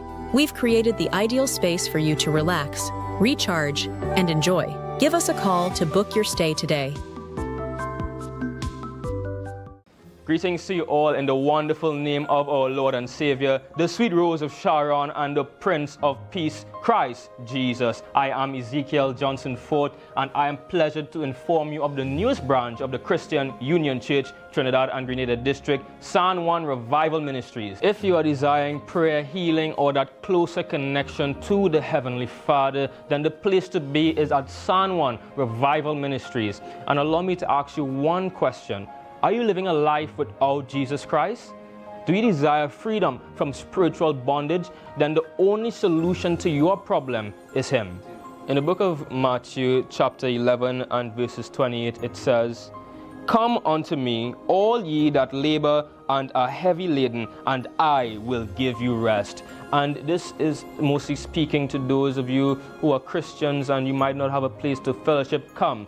Fellowship with us at the Christian Union Church, San Juan Revival Ministries. Come, be edified and equipped by the Word of God, preached by the man of God, Senior Reverend Bishop Dave Donation. You will be empowered by the move of the Holy Spirit of the living God. Come and be comforted. If you desire to be an environment that shows compassion and care for your spiritual needs, growth, and development, then fellowship with us at number 1 Bagatelle Corner, Saddle Road, every Sunday morning at 10 a.m. to 12 noon. I look forward to seeing you there, and God bless you all, and may the peace of our Lord and Savior, Jesus Christ, be with you now and always.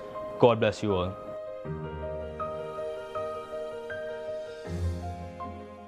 Master Ganesh Bhargav offers powerful guidance for all kinds of life problems, doubts, confusion, protection needs, and clarity. His astrology practice comes from a powerful ancestral tribal lineage with over 500 years of astrological and spiritual practice. Bhargavji does not dominate or pressure clients. Instead, he focuses on fixing problems with care and balance. His reunion love spells and death reversal spells are designed to restore harmony and provide lifetime protection. This is not individual effort alone, but collective spiritual power working for you. Many clients notice strong positive changes within a few sessions. Call +1 868 347 2350. Eden Heights Clinic is one of the most advanced state-of-the-art alternative clinics in the Caribbean.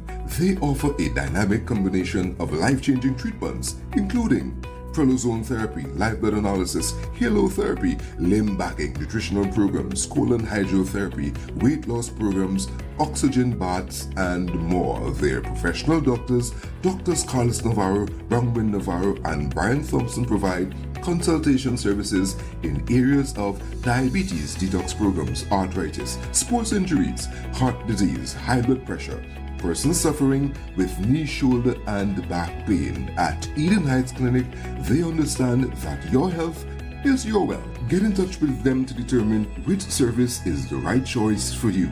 Visit them at any one of their 3 locations at 13 Montague Avenue, Trinity, at 41 Ramsaran Street, Shoguanas, or give them a call at 640-8985 or 613-7571, or send them a WhatsApp to 493-9196. Eden Heights Clinic is your right choice. If you're planning an event, make us your first option.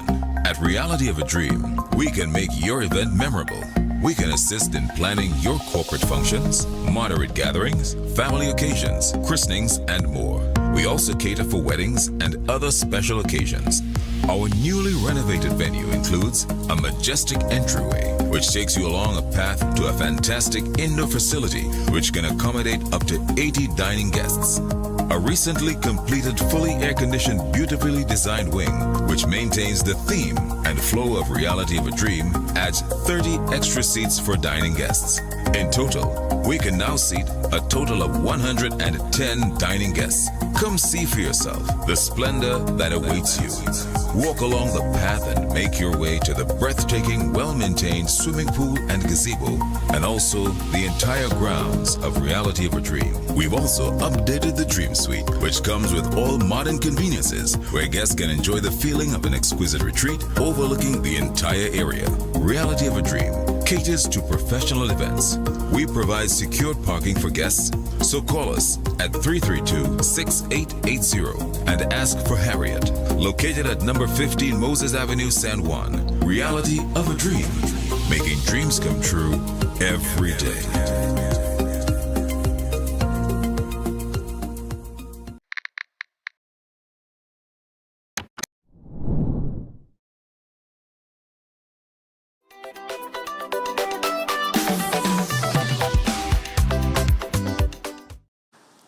All right, people, so we're back on Breaking Dawn, and right now we're going to be joined by Mr. Camus Laird, all right?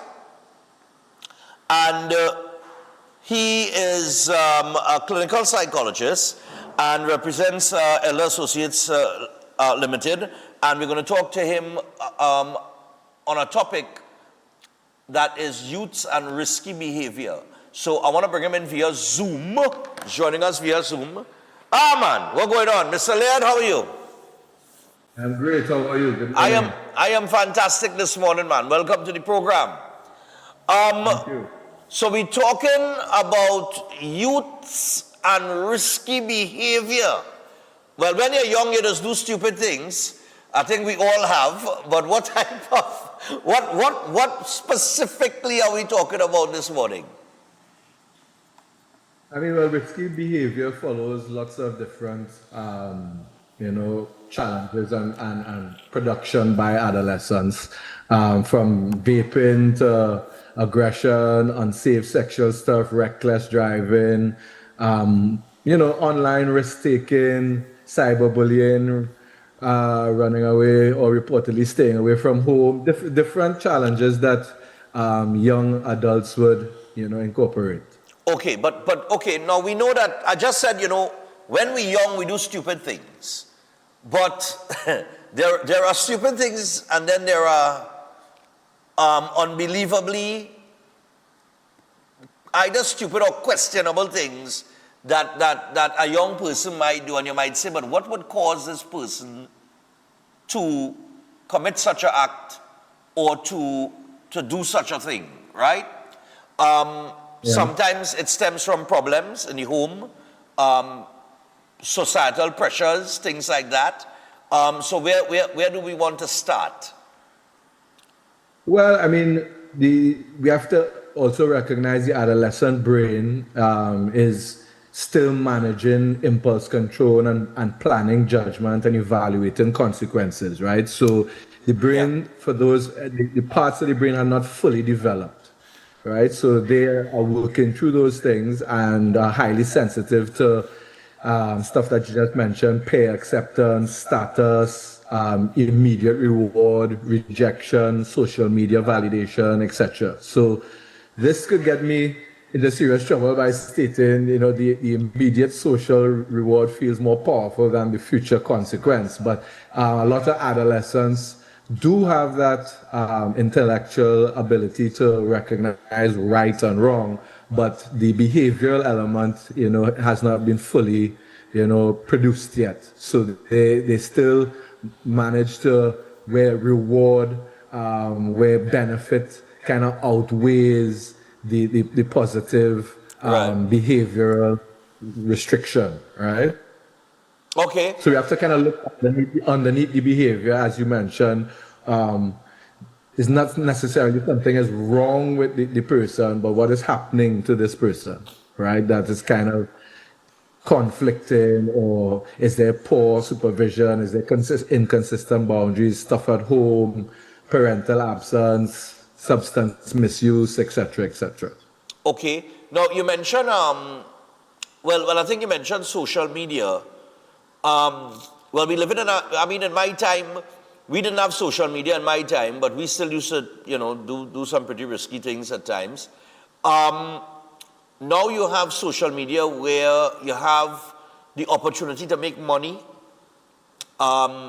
based on your views and the amount of views that you could get, the following that you have. Companies will place ads, people will take out advertising based on your following.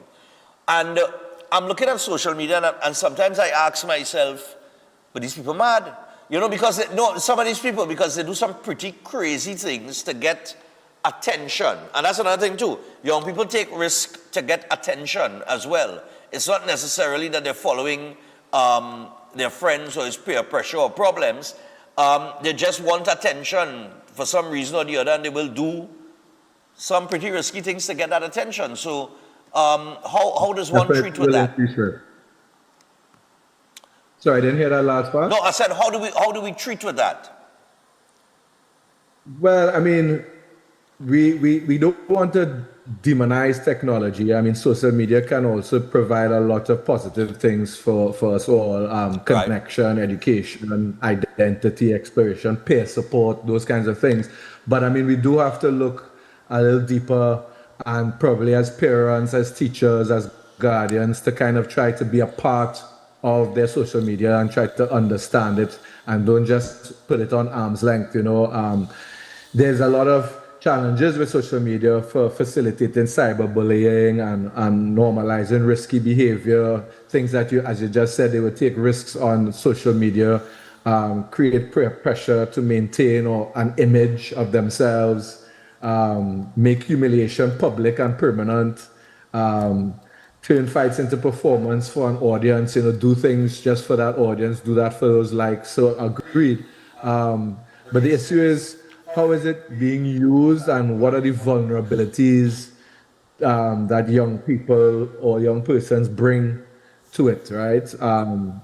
Mental health is a risky behavior when incorporated through social media. So there are a lot of things, but one of the main things is we want to try and be a part of it, understand it with them, learn what they're trying to achieve through it, support it from a positive perspective, help them to educate themselves about the negative elements that revolve around it, stuff like that. What about sexual risk? What about it? Well, when you're young, there are things that you will do. From a social media perspective, or from actual physical sexual risk, unprotected sex, things like that. So what the question is, what about it in terms of how can you support them with that? Well, it all also goes back to education, and that there is an element of social media influence as well. But these things are not just for this generation. That I think that was a generation that exists throughout even your time and mine. That was a risk. So we need to incorporate education about that. We need to incorporate, holistic education. So from protection to, risks of different challenges when teenagers get influenced in certain things, looking at relationships from within their families, how they're loved, how they're treated. Guiding them to understand the proper way of treating a partner, and also managing the different identities and stuff like that through different pathology. But are we in a place where certain conversation and topics will be sensitive, and a lot of people might have problems having certain discussions, some young people might have a issue with going to their parents and bringing up a topic like that. They might go and get bad advice from a friend, things like that. So how do we move them to the point, how do we move that conversation to the point of it being a comfortable conversation? And what is the age that is appropriate for one to have that conversation then? Well, that's a good question. I mean, in terms of our connection with our parents, or as I suggested earlier, you know, guardians or teachers. I mean, believe it or not, the age is much younger than it used to be. So we're looking at communicating and creating that calm and that safe environment for conversation with our children from 10 years and up, believe it or not, especially now with the influence of social media.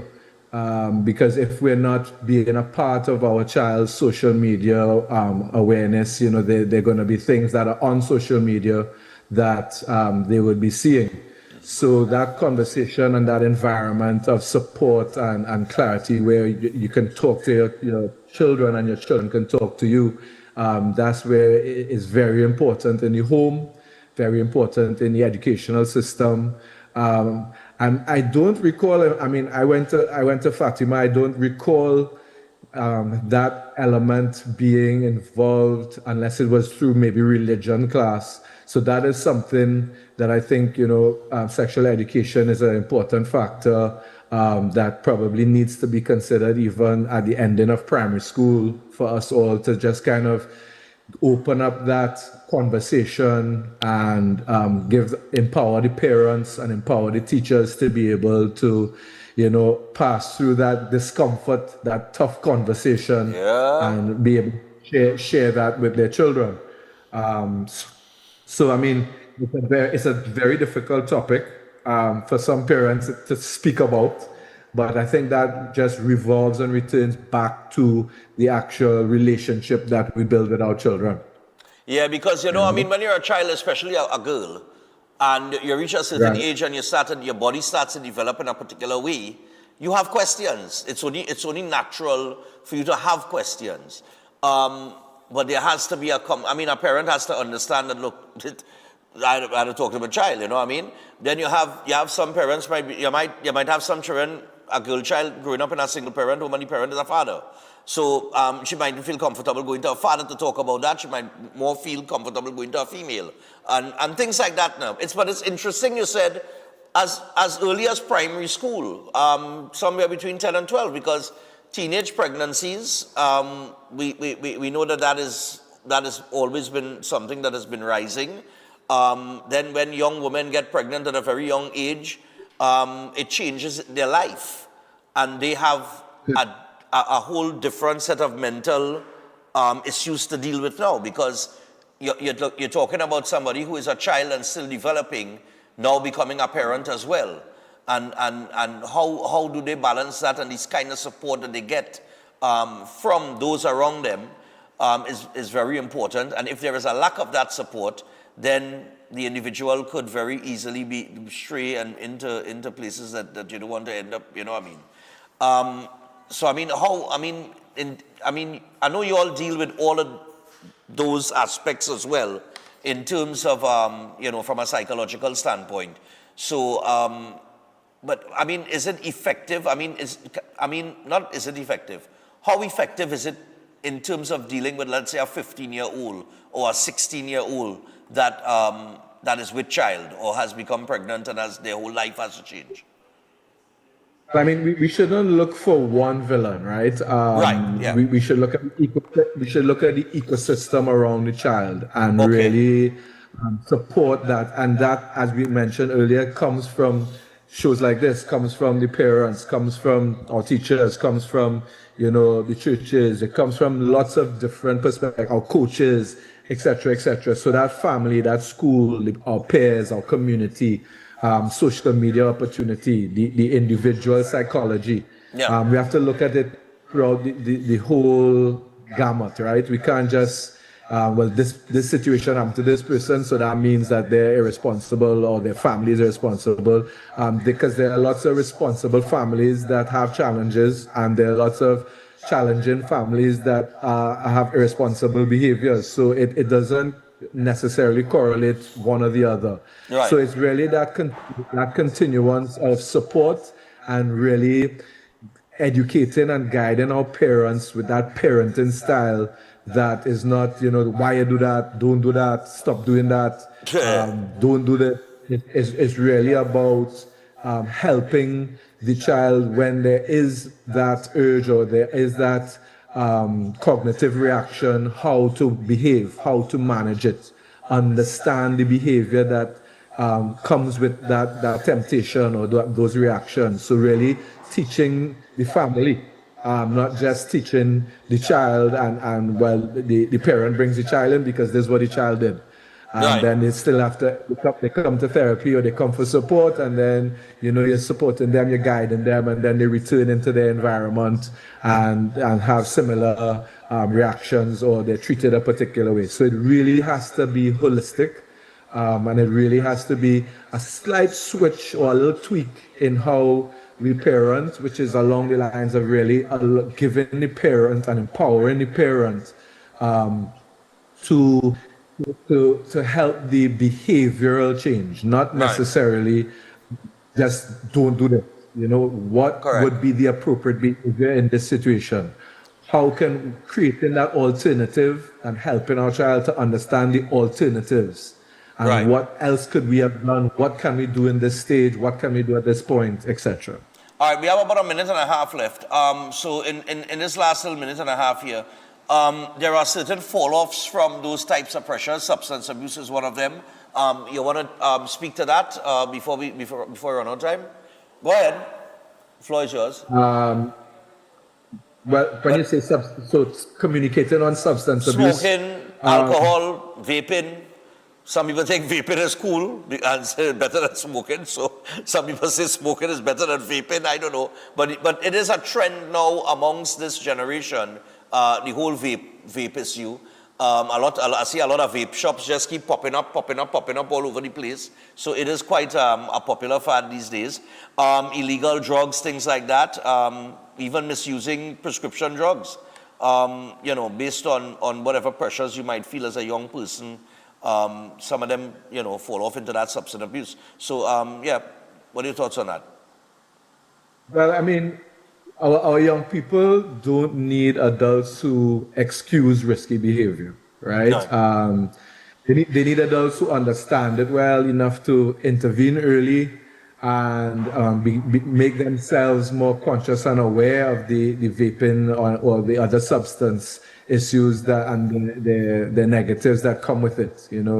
We can hold a young person accountable for their behavior while still asking them, what happened, what they need to learn, how can we support them. I mean, you see vaping shops all over, then they have the miseducation about it. It's highly addictive. It's been created exactly for addiction. Everything about it. It's like the greatest minds on the planet came up with this as an alternative for a cigarette. So they've tried and they've put in everything out there for a teenager, for a young mind for it to be used. It's $1 billion industry that they don't have full understanding of the consequences yet. We do know their negative consequences, and one of the highest is addiction.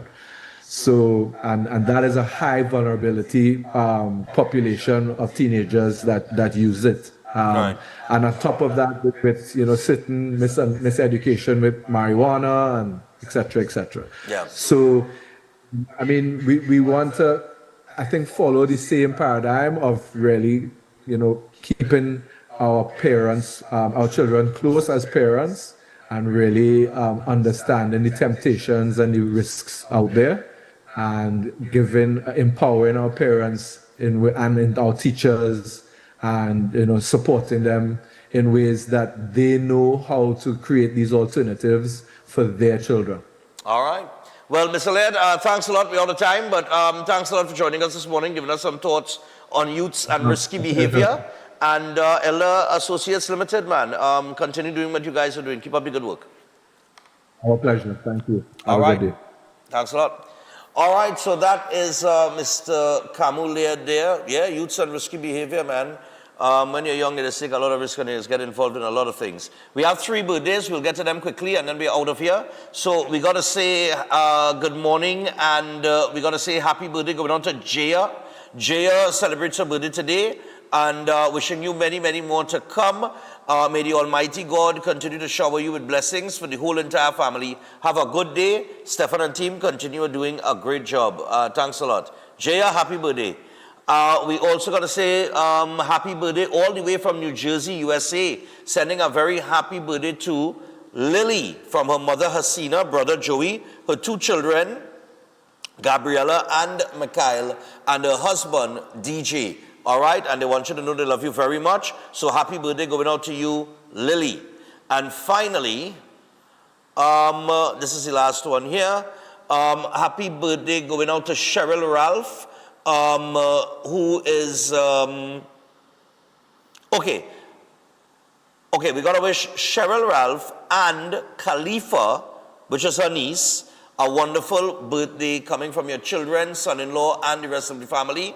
More life and more everything. So to the 2 of you, happy birthday today and celebrating your birthday. It's 2 of them, eh? It's 2 different, right, yeah. All right, so with that, people, we are out of here for today.